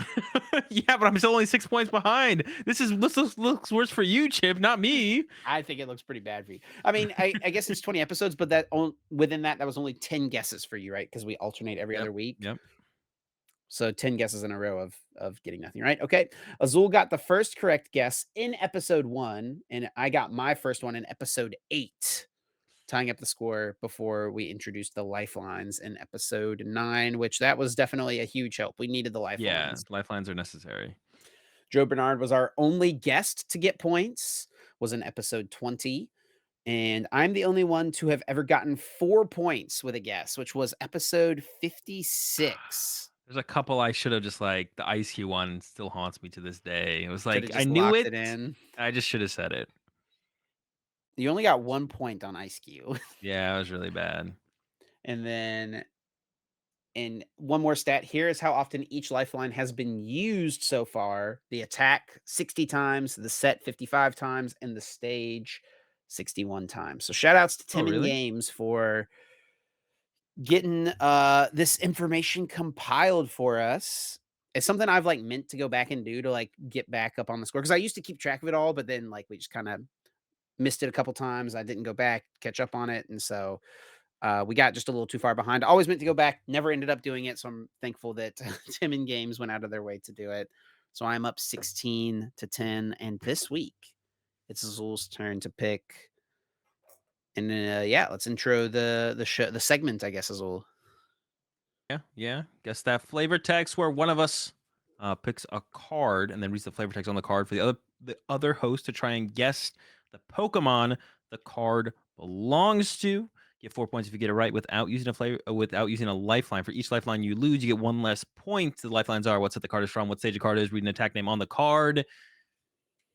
Chip, are you ready to attempt to extend your lead? I'm ready to extend my lead. All right, we'll see about that. The oil filled tail functions as a buoy, so it's fine even in rivers with strong currents. Whoa, okay. Oil-filled tail functions as a buoy. So my very first thought is Hisuian quillfish. It's a poison water type. I think is it a water type? I know it's a poison type, but I mean it definitely like still is in the water. So that would have oil maybe in its tail, using it as a buoy. That's kind of like my first thought. Also could be some sort of fire type. There's not many. Is there only one fire water type? And I think it's Volcanion, which this obviously I don't think is. What? Volcane? Does Volcane have a tail? No, I mean Volcanion is not floating in any rivers, bro, for Yeah, I sure. don't think so. I think that would wanna go well for Volcanion. Let me start with what set the card is from. I'm gonna need some help here for sure. It is from Boundaries Cross. Going back All a little right. bit. So it is not Hisuian quillfish. It could be just regular quillfish, though. Could be. I'm not sure if there is one of those in Boundaries Crossed. Did Boundaries Crossed have plasma cards? I know there is a plasma quillfish that exists. I I'm have no pretty sure idea. there's a plasma quillfish that exists, actually. Boundaries Crossed. Maybe there I don't think there was any Team Plasma cards. I think they were only in the sets that like were titled Team Plasma. That was like right around that time frame though. All right, let me hear the flavor text one more time, Azul. Oil-filled tail functions as a buoy, so it's fine even in rivers with strong currents. I mean, could this be like It War could. Turtle or Squirtle or something like that? Probably not Squirtle, but War Turtle's got that big tail. I could see this being maybe like a War Turtle. I know there's a War Turtle in Boundaries Cross because that's the set that has Blastoise in it. Let me go with read an attack name. Water gun. Yeah, I think it's probably just gotta be War Turtle, man. Could it be Squirtle, I guess. It'll have a tail. I mean, turtles have tails. Squirtle's a little turtle, right? True. Let's go with what stage the card is. If it's a stage one, I think I've just got to lock in the War Turtle. It is a basic. I guess I'm going Squirtle then. What other water Pokemon could it be? What else is in that set? Could it be like Basculin? Um, it's got Water Gun. Could it be Oshawott? I don't think there's an Oshawott in that set. Yeah, I don't know. I think I'm just gonna go. I just don't remember if there might be two Squirtles in Boundaries Crossed. One with the ability that people played, and then there might be like another one. I just don't remember. I don't think that the one with the ability, I don't think its attack is Water Gun, but I don't know. I just don't know what else to lock in, so I'm gonna just go with it and see if it's right. We'll lock in the Squirtle. Come on, Azul, It's give me a point. not not Squirtle. Squirtle does have a pretty big tail, actually, I just looked up Squirtle. It's not Ah, Squirtle. It is Meryl. Meryl. Oh, Meryl, that of makes so much course, with the sense. oil-filled tail, how could I forget? Oh, that makes so much sense. The first attack, the other attack is rollout. I was like, I don't know if I can That use might have got me a rollout little here." closer. Yeah, the rollout Pokemon are very much rollout Pokemon, to be Yeah, honest, like yeah, so much so that they roll out together. "Let's all Yeah, roll out together," or yeah, whatever so I was the like, I attack have to go with the is. water gun, but the water gun was fine, I thought. Man, Blue, my number 1 enemy now. Do you know about Blue? That's what people called it when it first got revealed, right? Yeah, because they didn't it was one of the Yeah, first Gen 2 Pokemon, but people didn't know what it was. yeah, and it's blue and it looks like a rat, so It looks a little bit like Pikachu, yeah, it's got the tail with the Pikachu likeness to it. but it has a better shiny than Pikachu. I just like for some reason I just wanted to look that up. It's green. It's Shiny a good Meryl. shiny, it is a good Yeah, shiny. green shinies. Let's all roll out. This is the one you should have done.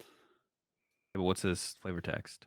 Even after Meryl swims in a cold sea, its water repellent fur dries almost as soon as Meryl leaves the water. That is why this Pokemon is never cold. That's a pretty good one. That would've been tough. That one would've been way harder, I think. And then you 'Cause could that have could used be Aqua anything. Liner as the attack. Yeah, that one would've been tough, I think. That the one I gave you was definitely easier than that. Yeah. There's just so Dude, many I'm pretty Pokemon that could disappointed in be. myself, honestly. I mean, it makes I don't know that yeah, I just but my head didn't go this direction initially, and so I just don't Yeah. think I would have gotten it, but As soon as you, like, thought of Meryl, though, you'd be like, "Oh, yeah, its tail," it makes with so how much its tail looks sense. like, yeah. It just makes so much sense. So a little disappointed, but it is what it is. Alright, well, we did have a couple tournaments over the weekend we can talk about, move on to those. Gdansk. Dude, I still can't get over that. Is that how you pronounce that? It just sounds like one of those words where people just change it, like, and they put, like, a B in front of it. I think I talked about this last Yeah, it's week. almost like it's in a different language. Gdansk and then Brisbane. I guess we can start with Gdansk. Um, Well, Brisbane Gdansk. happened first, Okay, technically, let's start with Brisbane. with Oh, one thing time I'll mention about zones. this, what I think is, like, really cool actually to see, so for the top 8 in Brisbane, I was gonna mention this last week when we were talking about LAIC. It was in Australia, so there's 5 Australians, but then you also have Haru from Japan, and then you have Calvin and Gabriel from the United States. I just think it's cool. What I wanted to mention is about LAIC, how much more internationals the ICs seem to be. Like, at LAIC, I think only 50% of the players there, um well, I guess 50% of them were from Brazil, and then there's still a lot of other players from Latin America. But there's, like, so many Europeans and Americans that, like, were there. Like, it was actually kind of it was like I was like it was like it felt like I was just, like, at an American regional, with how many, you know, players from outside of the Latin American region were there, which is really cool to see. And we're seeing that more with like the regionals now too. Like there's been a couple of regionals in the US where people have come over. And now we got, even like Brisbane. Brisbane is like a little bit of a stretch for most of the world to go to. But we still got people going over there. Like it's really cool to just see like the international competition just happen more throughout the year and kind of just a little bit at the ICs, but it used to in the past it was literally just the top players from the region who would make their way to the ICs. But now you have like a decent amount of players from the other regions making their way to the ICs, and then now even some of these regionals as well. Yeah, I mean, a huge part of it definitely is the prize pool, right? And Ian tweeted this out this week saying it's weird but kind of awesome that the new money system makes traveling to regionals out of country make more sense only if you have the time. Because like, Yeah. I mean, Cal and Gabe from the US went to Brisbane, which is definitely an expensive trip, no matter, even though they're both West Coast based players, right? Yeah, it's pretty Still going to far. be It's pretty pretty expensive. expensive, but they got top eight. That's 3K, right? That pays for their travel cost almost definitely. We Yeah. saw Rahul went over, got top 16 in Gdansk. That's 2K. That pays for his travel cost, right? So it's like if you have the time to do these things and you're a good player, um, I mean, it's not a guarantee that you're gonna get these finishes, right? Like, there were plenty of Americans at both of these other tournaments, or plenty of people from other countries that were not, from that plenty of people from out of region who went to these 2 tournaments that did not do well, so it's, like, far from a guarantee, you're still inheriting some risk, right? But if you do it to enough tournaments, maybe you spike 1 or 2 of them, get a top 4, a 2nd place, a 1st place finish, and it's like all of a sudden, all of the trips are kinda paid for, right? Yeah, definitely. Yeah, yeah. So yeah, well, with that, it's like a big reason that people are making these extra trips. Especially probably to like some of the ICs for some people. But yeah, it's just cool to see more international competition. That's what I was gonna mention about LAIC last week, but I forgot to. It's just like it was just cool to see how many people were were just kind of showing up to the events. To be honest, it was just cool to see, and I think the Yeah. number will just keep growing, right? Like I think the numbers is gonna keep growing, which is just cool. It's good to see, and I hope it keeps happening. It kind of like makes me. I mean, I always thought it was like. I feel like early on in the season, some people were having takes like, and I do think that the region that the regional or the IC happens in, you do want like a good amount of local player base, majority local player base to be the one showing up to it. But like the idea of ever limiting like regionals to like region locking regionals or anything like that was always like a cringe take that I saw earlier in the year. I think when there was discussion about that, like just kind of the special event stuff and like that stuff before Worlds, like region locking special events and regional stuff. Um, Cringe take, but yeah, but now that that is not going to, or that hopefully will never be a thing. Seeing more international national competition is just cool, and I hope it just keeps growing that way for sure. Yeah, definitely cool. And then, yeah, on to the results of the tournament. Brisbane was won by Harry Shalcrass with Gardevoir. VIP pass Gardevoir, the luxurious Capen here with the Screamtail, no Zacian, no Luminion, which we've seen popping up quite a bit more. Does have the Jirachi, and that's something that almost I think all four of these, or sorry, all three of the Gardevoir lists had Jirachi in them. Yeah. You just don't want to get yoga looped. You're just Yeah. not trying to get Pretty bad to shut get down the yoga loop. loop. Get rid of it. I think the iron. I mean, it's just like another basic as well, right? So like when you go up against an Iron Valiant deck, you're not getting board wiped. Like you're not losing, but you don't just have just one Ralt in play. It's like another Pokemon you could draw into. Then you're like that much more set up. And I guess like kind of the VIP pass build as well helps that as well, right? If you're trying to just get a bunch of Pokemon and play turn one, so you don't just get board wiped by Iron Valiant deck, like specifically the anti Iron Valiant, then yeah, you might want those in there for sure. But yeah, it kind of makes sense. Yeah, the only thing I guess like that stands out is like you mentioned, like the no Zacian, but you have the luxurious cape in there, which kind of acts as Zacian in the late game. It's just a little bit harder to find. You can't fall Crystal Yeah. or Ultra Ball for it, but pretty standard as far as like Guardies have been going for sure. Does have the third reversal energy. That's the first Oh time yeah. we've seen that pop up is the third reversal energy. And I guess that does I didn't realize that that's cutting into the basic energy count, which then makes sense to probably not play Zacian to be honest, because Sure, sure. Zacian needs 9 to KO Charizard. So if you just prize one of your last 2, it's like you can't use Zacian to KO Charizard anyways. So it kind of makes sense to not include the Zacian at that point, to be honest, if you're going for that third reversal route. Did have the Turo in here, respecting the Snorlax maybe a little bit. Yeah. Just a solid card overall as well. Take the Gardevoir out of play. No Pal Pad though to recycle it. Yeah, so the control matchup is like not as good as it could be, but yeah, I really don't like Palpad and Guardia anymore because now that you're down to just one boss and 2 counter catcher, like 3 gust effects is like more than enough for Gardevoir to win games. Like there's nothing to Palpad. Like you don't ever need a Palpad boss. Just play another Ion or another Avery instead of a Palpad, unless you're really set on trying to be able to counter control. But like one Turo, I feel like is enough to usually get there against control. At least in like if you hit them in top cut to win one of the 2 first games, then you're going to win the game 3, of course. If you just don't Yeah. open the Greninja or the Manaphy, or I guess the Jirachi's like a bad starter as well. But even then, if you just Turo once and then get a knockout, that's game in like a game 3 scenario. So No Cresselia in this list. That is the other thing. Yeah, no, that one's interesting because Cresselia I feel like is just, like, really strong in the mirror match. Um, that one's interesting, but it is worse against everything and still Lost Zone decks in general actually as well. I guess Lost Zone decks in general are kind of on the decline. I think that's probably fair to say overall. Like, Lost Tina, I think, had its hypest moment probably in this format at LAIC, and I expect it to just kinda plummet after that, and that's what we've been kind of been seeing, it feels like so far. And Lost Box is just kinda there's a lot of different builds going around, but it's definitely not what it used to be for sure. Now that we got some like Charizard's been really popular, and that's always been tough, and Jirachi's in the format as well. So you still have the Jirachi, I guess, for the Lost Zone decks, right? Maybe that's even this. If you're trying to beat Lost Zone decks, maybe Jirachi is just the better Yeah. inclusion. But it's really awkward to put Manaphy and Jirachi on your bench. That kind of sucks, especially against Lost Tina, because then they're just punching your active.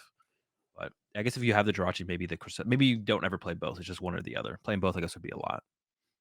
And then the second place list did come from Haru. It was the Charizard, and he had the Rotom. Yeah, I was gonna say it hadn't loaded in, had the Rotom. Oh, and had the Minior as well. So Haru was ready for the Snorlaxes, huh? Yeah, and this is why we have to not call it Evozard and Arvenzard because this list doesn't play any Arven.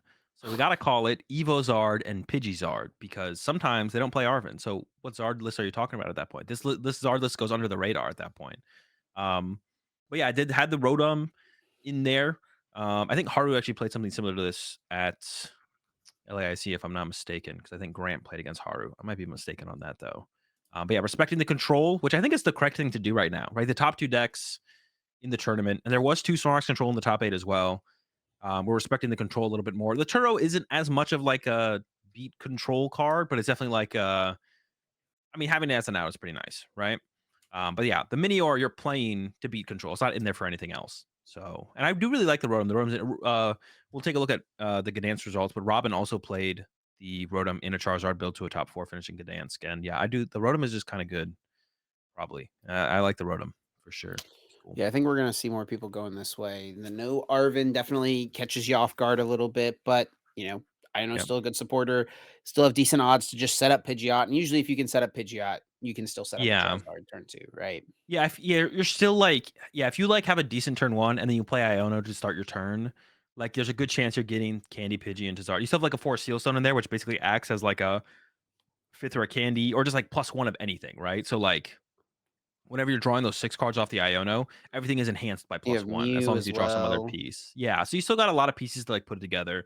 Like when I played the Pidgeysard at Toronto, like Arvin did make it easy to sometimes get those turn 2 Candy Pidgey, Candy Zards, but, like, sometimes I'd only have an Iono, but I would usually still pull it together off the Iono, and especially with the Rotom too, right? You get that at +3 off the Rotom to work with as well, and that might be the biggest kind of help there with the lack of the Arvin, getting that Rotom draw. So, I feel like you'd probably wanna include more Arvins and stuff, like, if Judge was more popular, but, Mhm. um, maybe not, I don't even know, to be honest. But, yeah, I mean, it doesn't seem like a terrible, inclusion. To go the no Arvin, or a terrible way to play it with the no Arvin. Definitely interesting. And Hayden Matthews did have the Bibarel Zard, the Evo Zard, with no Evo TM and no Yeah. Arvin as well. So, yeah, no Arvin, but still 4 candy. So doing the same thing as Haru, but no, I'm not trying to go Candy Pidgeot, Candy Zard, just trying to go Candy Zard. There's a Cramorant Um, in this deck list. there's 4 Colors as well. We are 3 Vacuum. So lack of how often do you think they turn 1 crammed? Not often. No way. There's 3 Vacuum. It's curious to play. Yeah, I looked at this list. It's curious to play such a heavy vacuum count. There's not that That many. There's two tools in one stadium. well, yeah. I mean, it's like that's like it's like they're probably leaning really heavy into Mysterious Tail to become their out to path. Um, which I guess that's like the reason to do that. But like, I feel like you'd maybe just want more artisans. Like, I don't know, artisans just good to just find basics and set up, right? Especially against the matchups where you are against path decks. Like Tina can take advantage of artisan if it's early, but if you're setting up, that's like your the point. And against Maridon, they set up without artisan. They don't need your artisan to set up. So yeah, this list is interesting. That's for sure. I think that's one way to put it. Vengeful punches in there for the Guardy matchup, but It's good against yeah, like Chimpao and Maridon as well. yeah, the punches are just kind of good, I guess, in general. They don't hurt. Put a punch on a cram, start swinging. Yeah. They're not gonna stop him. Put a punch on a cram and start punching, you know? Yeah, I mean, this is like another like I think like both these builds of Zard is something to look at and be like, okay, maybe we should like go back and It's just such a retry. powerful card, man. It's such a powerful Yeah, card, like, it does so a much, lot of so ways much to play HP, it. so much damage, energy acceleration, like, just finding different ways to get that into play. It really makes you question what is the best way to play it after like seeing these two lists top 8 over in Brisbane. Yeah. Um, and there's like this is and it's all, I think this is the Australia's first day 2 regional as well. So like the competition is higher over there for sure. They almost had 400 players. It was their biggest Um, regionals ever. Yeah, biggest regional ever. I think it's their first time having a day 2. So the competition is higher, so like there's less chance for decks to kind of cheese. So these more or these different kind of Zard builds definitely had to put in the work to get to where they were. So it's definitely something worth looking at a little bit more. That's always something that I put a little less weight into. Like smaller tournaments, I think it's fair to put a little bit less weight into them because the cheese factor is a little bit higher. But I mean, the terms are getting bigger over there, so the cheese factor is a little bit less. Like I mean, it was so funny. People with it just reminded me because someone posted on Twitter last week the 8 Palkia top 8. Yeah. Holy cow. Yeah. Yeah, but got a Mew making its way in there. Fusion Mew. I don't know what the Fusion Mew lost to, but of course I wouldn't be so. It's Fusion Mew with grabbers. I didn't see that they had the grabbers in there as well. I took a look at all the lists earlier. I didn't see the grabbers were in there though. I was like, oh, it's Fusion Mew. Trying to be, I mean, like being aggressive can be disruptive, right? If you KO one of their only important Pokemon and play turn one with a Meloetta, but you throw some grabbers on top of that, it's like, yeah, because like, turn one attacks are like aggressive disruption, right? You're not got their only Bidoof in play turn one. They're like, come on, bro, I can't draw off my B barrel now. So adding some grabbers on top of that, and also Turo in there. I mean, Turo's just kind of good in Mew in general, but second for the control. Palpad Turo that will definitely win Fusion Mew against control as well with a couple switch cards.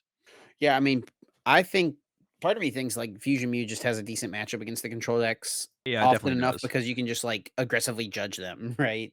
Oh, that's yeah. You can go like boss KO Rotom Aggressive Judge. judge is so good against Snorlax. Yeah, they don't like that. They don't like that. Maybe it's time for Miraidon to bring the judges back so they can beat the Snorlax themselves. Although they could just play a Minior, I guess, right? Yeah, you can play Minior, and I also don't think that. I mean, you have a lot of pretty bad openers as Miraidon in that matchup, but like if you just open up a Miraidon, A lot of energy. You can attack with like a lot of things. yeah, exactly. And you've got a couple switch cards, you've got 3 boss, like We're cooking, man. KO the yeah. Rotom. Um, the Americans of the tournament did bring the Gardevoir, and I don't know what was different in their lists. I was gonna say they probably played the same 60, but they did not. I I don't know did what not difference. try to see a quick difference here. They do the back and forth thing. Yeah. What is it? Actually, is there no It is difference? a Fog Crystal and Ultra Ball, that's the only difference. Gabe Bruh. played 4 Ultra Ball, 2 Crystal, and Cal played a 3-3 split. That's the only difference. I'm not gonna lie, I like the 3-3 split more. Dude, I hate Ultra Ball in Guardy. Like the first one Yeah. is like after the first Ultra Ball, I just like never want to use an Ultra Ball again. With no VIP pass though, it's like your ways to get Greninja Ooh. feel so limited, Yeah, right? but also like using Or an like Ultra Ball to get Ultra a Balling for basic. Greninja feels terrible. Yeah, Ultra Ball for a basic. I'd rather just have a Fall Crystal to get another basic at that point. I didn't realize it's the no VIP pass build as well, right? Turo, Palpad, got the control techs. Yep. And like almost everyone in the top 8 had something for control, right? They had some kind of thing, but there was still 2 control in top 8, but they did Yeah. lose in top 8. It's a good thing that people had stuff for control, right? Dude, but double wins for Snorlax control would have Imagine. been that would have been too much. And it was People the would have been same like, 60 as well from the 2 players, okay, Samantha Turner and James Williams, 6th and 7th place respectively. They had the crab in here. love to see the same 60s. What are Cal and Gabe doing? What are they doing? You got to do the same 60s. I know, bro. Um, What the heck? yeah, the crab seems like it's been a staple in the mirror in the deck for the mirror.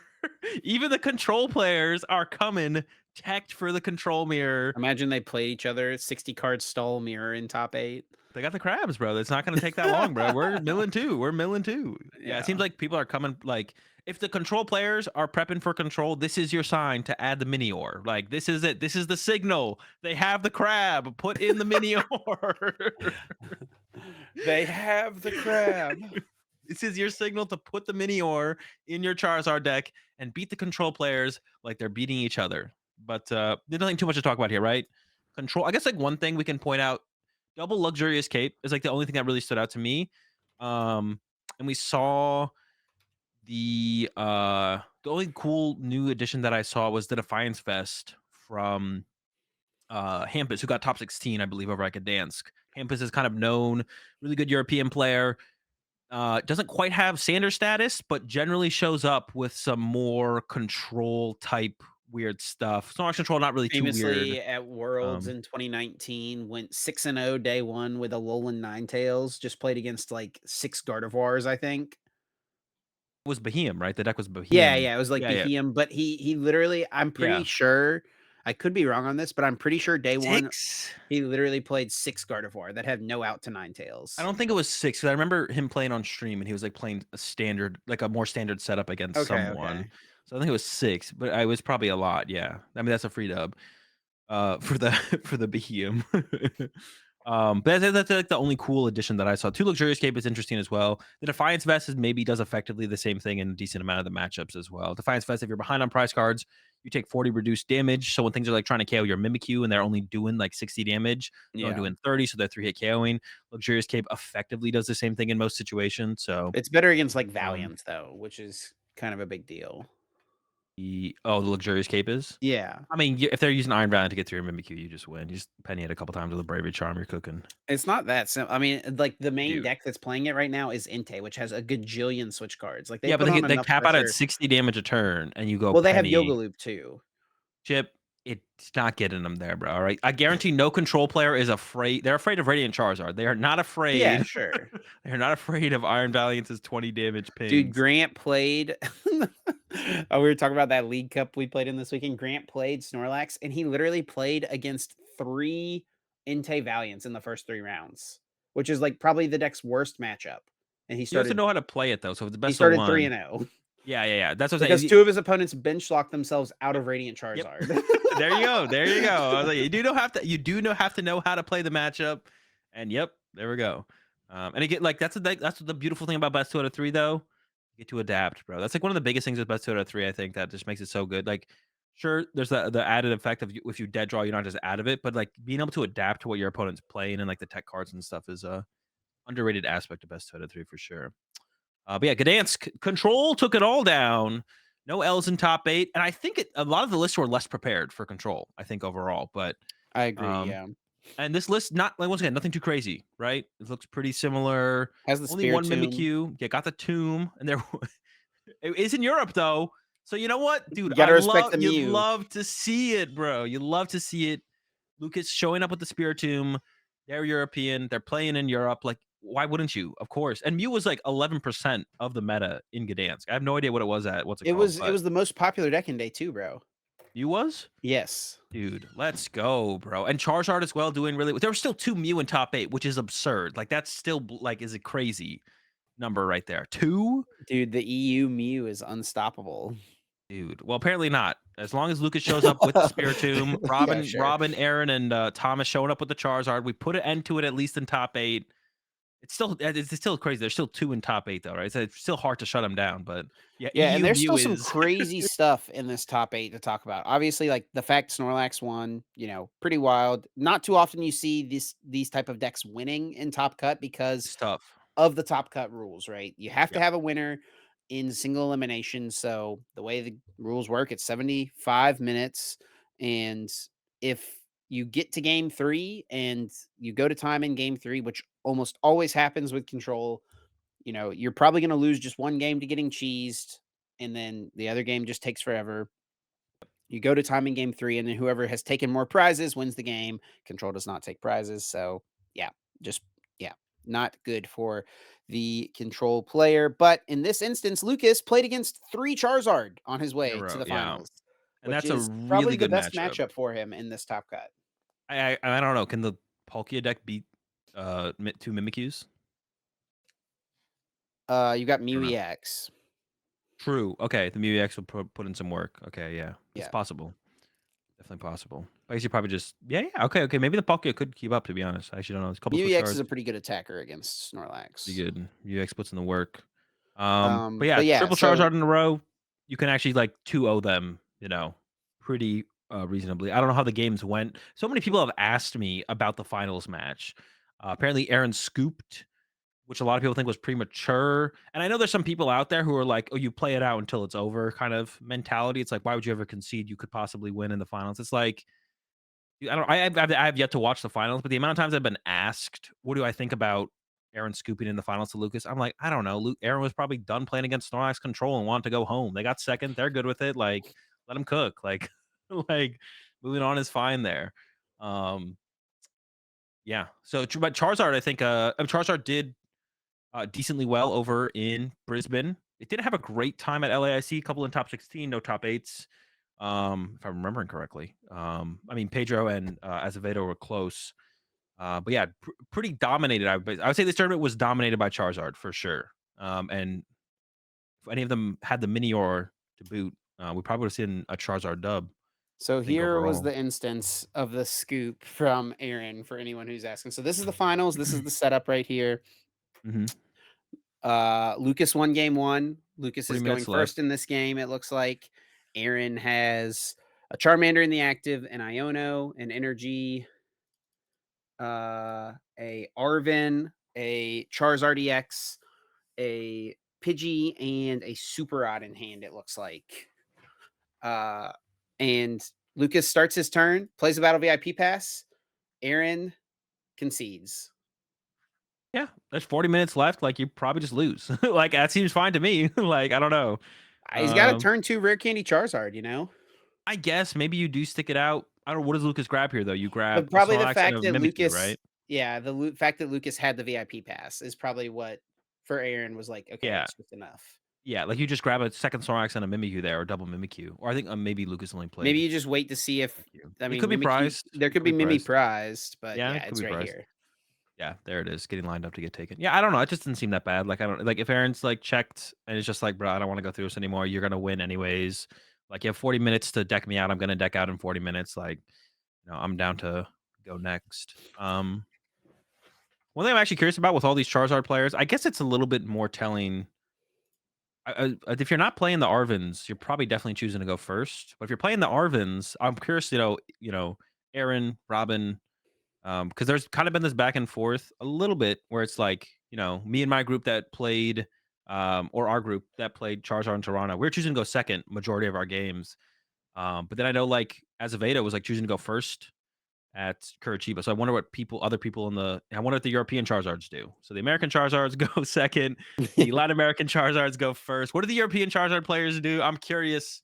If you're out there and listening, let us know. Let me know in the comment section down below because I'm definitely curious as what other people's thoughts are on it. Because I'm definitely not opposed to the idea of going first, but going second just feels so good. I don't know. Going first feels probably a little bit better if you're playing the Rotom, right? Yeah, the Rotom help. What if you just don't hit a VIP pass? What are you gonna have like a Manaphy in your active, then Rotom for 3? Like that's what I'm saying. True. Like the amount of games like I only played because I had Arvin VIP pass was Yep, just so same, hard. It same. makes it hard to believe that going first makes sense. Um, I don't know. Yeah, this is Robin's build, right? Yeah, The this is Robin's Rotom. build with the Rotom, I has was the really Arvins. Yeah, I was really surprised to see no Turo or Collapsed, but still play the Rotom. Triple Lost City too, so it feels like there's room there to get a Collapse involved. The Lost Cities are really good. Like Heavy Lost City is really good against Guardy though. So I'm Yes. sure that's one of the like Arvin or Avery plus the Heavy Lost City really good against Gardevoir. But I was surprised to kind of see no Turo or Collapse, but still running the Rotom because your second V Pokemon you do use pretty aggressively to take advantage of the Force Seal Stone because you do run 4 Arvin. So when you can Arvin for an item card and any card, which is the Forest Seal Stone, you need a V in play. So if you're not playing a way to remove a V from play, like a Turo or a Collapse, you usually run the Pidgeot V. Because Pidgeot Right. V can shuffle itself back to the deck. So that's one Such thing I was such a big surprised. strength of Charizard EX Yeah. is having 3 high it's like you let them take a 1 prize KO, and then your board is 2 Charizard, 1 Pidgeot, and it's like Yeah. everything has a gajillion HP for them to try to get through. Yeah. So the Rotom is like, or putting Luminion in play feels pretty bad sometimes too. So that's something I was curious about. Of course, you don't need Rotom every time, and if you are choosing to go second, your setup is going to be a little bit cleaner without having to put a V Pokemon in play, for sure. Yeah, I mean, a pretty standard Arvinzard, right? You got the Jirachi in there now to help you with all the Lost Zone shenanigans. Everyone's on that call for family Pidgey is actually something I want to point out as well with the other lists. Yeah. Because it makes Makes sense now sense that you with have less the lost box Jirachi. in the format, right? And you've got Yeah. Jirachi anyway. Mhm. Really heavy. This is something that I noticed. I haven't really played with Pidgeysard post Toronto. People are going really heavy on the Gust effects. Triple Boss and Counter Catcher I've seen in most lists. Azevedo and Petrucci played the same thing at LAIC. And I think they rocked the escape rope. So really heavy on like the Gust effects. I thought people would maybe cut back on the boss to include the Counter Catcher, but people are just like adding the Counter Catcher on top of it all, which Yeah, I I thought mean, was we played interesting. 3 boss in Toronto, and it was like Well, I did kind of want to force them. yeah, there were definitely times where it's like, "Man, another gust would be really nice to have." Yeah, that's true, and we had the escape rope as well, right? Yeah, we Yeah, did, yeah, yeah, yeah. So, yeah, that maybe just makes sense, like, that makes sense then for sure. Now that you mention and I didn't think about that like that, but then I don't know, it's kind of a toss-up here, I think, of what the standout is between these other 2 decks. I mean, I guess maybe we just hit the Mews real quick. It was 2 double turbo Mews that made it into top 8. What else is there to say? More EU Mews running amok over there in Poland. dude, what one of them I believe one of them had grabbers and one didn't, right? One was on the grabbers, Yeah, more that's correct. disruptive. I mean, they're both looking for that path judge play in a lot of situations. Super odd. That for the Averys. Okay, I kinda like that, Yeah. for the That Averys yeah, that that makes people are sense. Yeah, bringing. sure. Is there a better card? Could just play, I don't like think so. guess you could just play a fusion Pokemon, but the Super Rod is probably the better way to go. Um, yeah, probably is just the better way to go, to be honest. Interesting. Item card you can cram away. Yeah, Item yeah. card you can burn sometimes. Yeah, the Averys, to be honest, I think Mew just got, like, caught in the crossfire of the Guardy Avery because, like, Guardy included Averys for the mirror match and Chi and Pao mostly because Mew is kind of a dead deck. But now that Mew's coming back, it also now it has to deal with, like, okay, the Guardy matchup has always felt, like, unfavorable, I would say. And now it's like also, and now they have Averys. So like they don't even have to like put that much pressure on you. If they just like discard 2 of your Pokemon and Iono you, like sometimes you can't even draw into your big plays anymore at that point. Yeah. Um, so it's kind of yeah, it's just unfortunate for Mew. Mew's got a lot to deal with right now. Spiritombs, Drapions, Averys, all ending up. And then, yeah, a bit of a toss-up here as to which is the bigger surprise. Luke Kirkham's Palkia deck or Tord Reklev and his Lost Zone box deck. I think just from a deck perspective, it's probably the Palkia deck. You know, people would not be that surprised Yeah. to see some sort of Lost Zone thing. But I think the fact that it was Tord playing the Lost Zone box, that he put down the Gardevoir after the DQ and the drama in LAIC, and he played a Lost Box deck, something that might be, considered a little faster. Has the Palkia V-Star in here as well. I guess they're both Palkia decks a little bit, right? Like, Yeah, yeah. I guess they both got the Palkia, but yeah, this is a pretty interesting Lost Zone deck. It kind of is just like a this is like what I would call like a tempo Lost Zone deck. Like you're just trying to yeah, each matchup you have your attackers that you want to try and chain in the matchup, and you just try and repeat that. I mean, see, there's very little going on in this build, right? Only Colors for supporters, no gust effects, standard switch card count, Pokemon search cards, no way to actually even find the Palkia V Star. So you're hoping to draw into that when you need it, but I don't think you need it in that many matchups. So I think it's kind of like a potential like late game card to put down to yeah. combo I with mean, it Kyogre. combos with like the Kyogre, yeah, because Yeah, it's and like also it's good against you Entei, have to right? use 2 Mirage Gates to set up Iron Hands, right? So it's Yeah, like you're more strained if you wanna Iron Hands plus Kyogre, but it's pretty cool, yeah. like, you go Iron Hands for 2 right away, and then you just chill for, like, 5 turns, and then Kyogre. Lie a little bit, Kyogre or Cram a little bit maybe. Yeah, And then like the Palkia is probably pretty good against Entei too, is what I was gonna say because like just having big things on board is nice. Otherwise, Entei can kind of run over you. and So one-shots the Entei. yeah, yeah. So yeah, this is a interesting list. I haven't tried it out at all. Um, I mean, there's some stuff going on in here for sure. There's very like thin lines of everything, right? So like your lines, they're definitely like I don't know quite all the lines you'd apply with this deck in every single matchup. So I like have no idea where to even like what to look at with this deck as far as like how you actually apply this to each matchup. But 1 very thin Sableye, 1 margins. Yeah, Cramorant, 1 of each of the other attackers. surprised there's not just one Comfey in here, but got the whole squad. And to be honest, the deck like I think what did Tord even tweet going fast or something? There's no vacuum in this build. You're not going that It's fast. not fast, As far yeah. as Lost Box decks go, this is like the slowest possible Greninja Lost Box you could play. Like it doesn't get slower than this Greninja Lost Box. No vacuums, we can't go too fast, you know. He said 702, we zoom in. Yeah, so you can't go too fast. There's no, like, crazy turn 1 plays. It's just, like, build up to your turn 2 Mirage Gates and kinda go from there.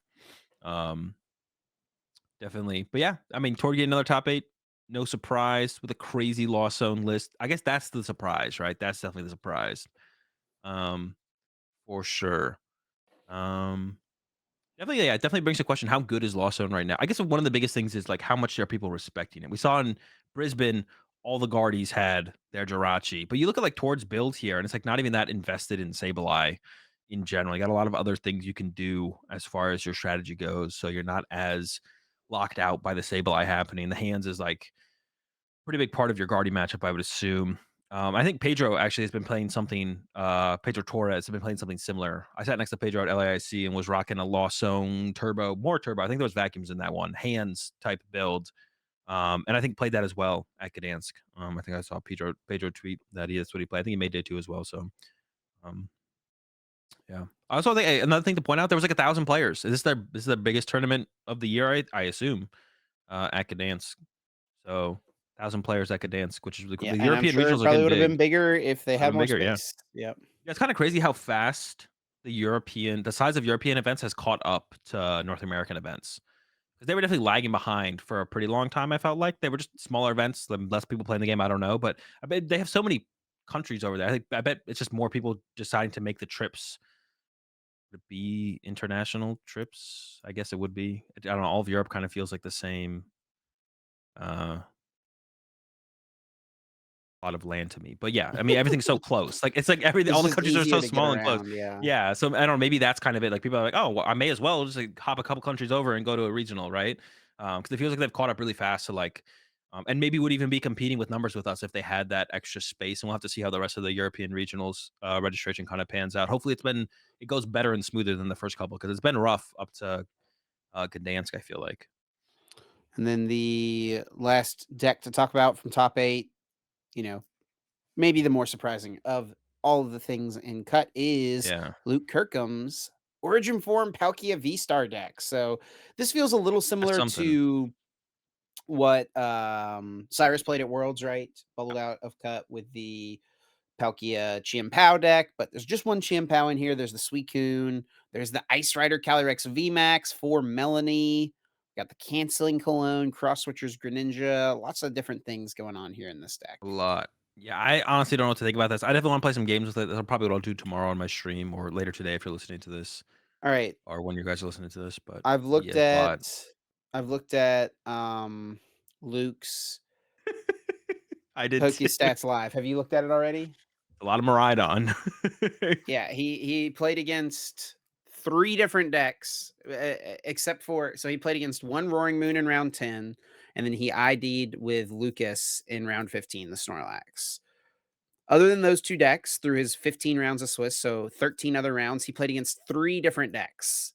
He played against Entei and Valiant. Okay, seems like it would probably be a solid matchup, right? He played against Mew, which I feel like should be a terrible matchup, but he's got Spiritomb. He's Um, got the yeah, Spiritomb. you got the Spiritomb, yeah.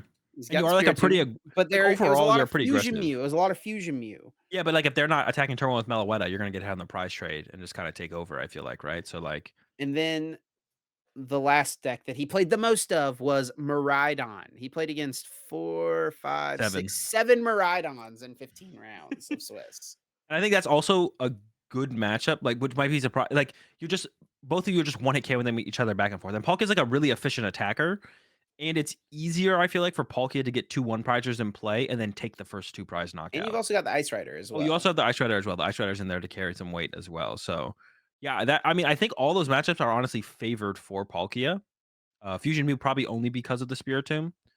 But it's I mean, yeah, if you're hitting for KOs, if you go first and hit for a turn 2 KO on a 2 prizer as Palkia, and you got Spiritomb in play to make them to have to put Fusion Energy on the Genesect, like, you're gonna be in probably a pretty good spot, so, yeah, it's just kind of the maybe Palkia's just like the prize of the two or king of the 2 prizers, especially once you have the Ice Rider in there as well. I guess the Ice Rider is a pretty big deal for some of those matchups for sure. And this deck is kind of like all out. There's no hand disruption, no Iono, nothing disruptive about this list at all. It's just like, I'm attacking turn 2 with some of my guys, and you gotta deal with that. Yep. Also, Suicune So, potential yeah, too, I but I mean, guess. I don't know. I mean, is this a deck that now people need to have on their radar going into future tournaments? Like, is Palkia gonna become something that has a meta share in the tournaments, like a couple percent? Uh, I'm not sold on it, especially with like one of the things I actually mentioned on my stream earlier is like I think using matchup roulette as an excuse as why you did bad at a regional or a major tournament is like a bad way to look at your results. There's always Yeah, going to be so much see more it to all the take from it. time. But like this definitely seems like I mean I mean Luke played against 3 decks like besides the one Roaring Moon like you can still look at a result and be like, it's because of what they played against, and that's fine. It's not only that, like Luke played well, good player, played like something off the wall, which is going to give you a huge advantage. No Yep. one had any idea what to do against this deck. I'm sure against Luke against a lot of their opponents probably played against them, and they probably just threw infinite times, right? So like, I mean, that's not the only reason that Luke did well. Of course, like, Luke played well. Brought a very refined build of Palkia, it looks like, or decently refined build of Palkia, which no one knows how to play against. Like huge advantages for all those things, right? So um, yeah, so it's like I'm not just sold on the deck being good immediately. Definitely need to play around with it, and see how it does. But yeah, definitely hit 3 matchups throughout the tournament, which is kind of crazy. That's like a pretty crazy. I feel like I've never had a run like that personally. I feel like whenever I like play at a major tournament, I always hit like a little bit of everything. I've never had one of those tournaments where it's been like, yep, just played against 6 Maridons in a row, and we're going on to the next or whatever. So, but yeah, the deck is sick for sure. So shout out to Luke with the placement with the Palkia. I definitely want to give it a shot myself and see how it feels. And I guess the last thing for us to talk about before we close out the episode this week is just kind of the general conversation around the meta right now.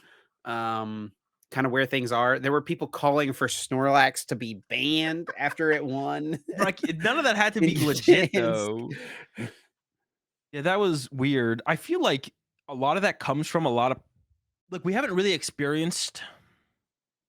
It's been a while since there's been a good stall control deck.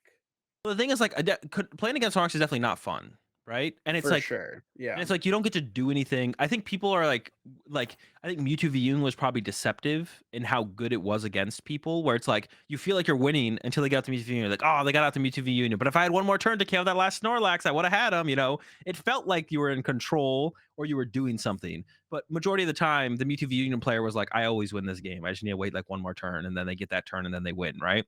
Right. Whereas with Snorlax control, it's like the Snorlax control player is literally executing their main strategy when they flip over their Snorlax, and it just feels like off the rip, you're just like, bro, he opened Snorlax again. It's like, um, so I think a lot of it is just like there's a lot of new players in the game who haven't quite experienced. This is like the people who don't like Snorlax control would not be able to handle Cincino Mill or Durant Mill back in the day. And Cincino Mill's not even that old. So I think a lot of players are just newer to the game And and haven't Genoma was experienced. broken though. Like they That thing banned a was card. Like, insane. Well, yeah. Durant was also, like, ridiculously good for doing you did nothing basically, and you just, like, won. Like, the deck was just good, right? So I think we just haven't had a deck like that, and there's a lot of new players to the game, so, like, there's kind of like this a lot of people are just like, "Bro, this sucks," and it does suck to play against. I'm not gonna like, you're not wrong. The people who, like, don't like Snorlax control and hate it, you're not wrong to dislike it, but just tech for it. Just find out what your deck can do to tech for it. Learn the matchup, tech for it, or just play a different deck until it dies down a little bit. That if your deck can't beat it, even with a tech.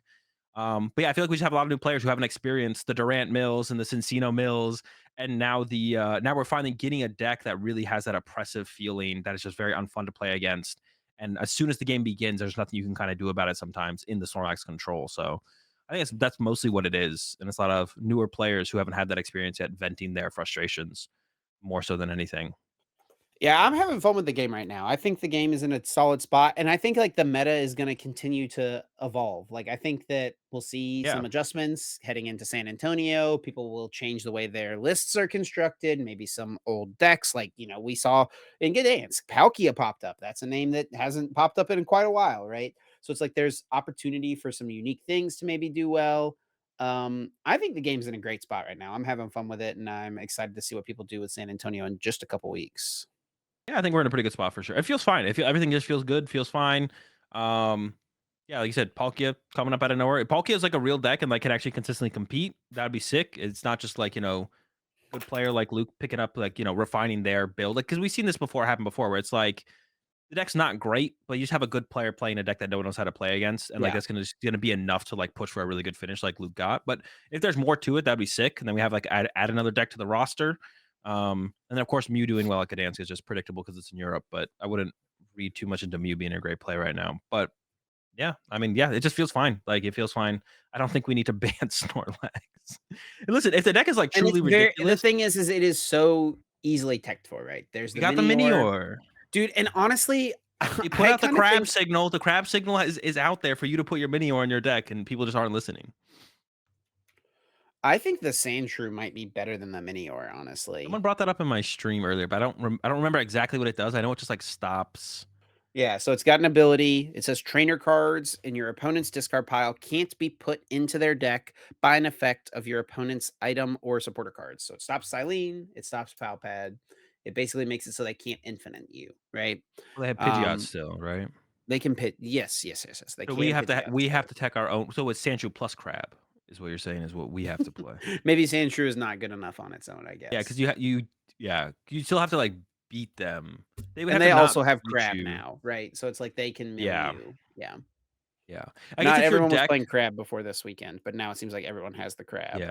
If the only way they can beat you is, like, with the 3rd and 4th and 5th Misfortune Sisters or, like, 2nd, Giacomo, then I guess the Sandshrew would solve your matchup there, right? So it's definitely another thing to consider for certain decks probably. I'm sure there's a deck out there that would the Sandshrew wins you the game probably, right? Yeah, more so than the Maybe like Minior. maybe like Lost Box, right? Like, maybe Lost Box if you play this, because I feel like Lost Box loses to Misfortune Sisters. I feel like Lost Box just kinda beats Sonic Control, though. Maybe I'm just like yeah, I think you just win. Um but if you don't win, maybe Sandshrew your answer because they can't miss Fortune Sisters away enough of your switch cards or Mirage Gates or Super Odds, whatever. But yeah, another one to add to the list of tech cards for the Sonic Control matchup. Yeah. Um, Having the fun with techs the game. exist, you just gotta play it. Yeah, I'm looking forward to seeing just how things evolve, like I said. So Yeah. can't wait to see what people come up with and try out. But yeah, Azul, you got any closing thoughts or anything else you want to add real quick?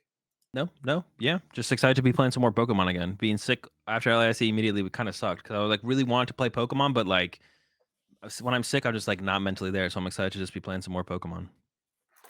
Well, with that all being said, thanks so much to everyone, as always, for tuning into the podcast this week. If you did enjoy, please be sure to drop us a like, leave a comment, leave a review. All those things really do go a long way in helping us and supporting what we do over here.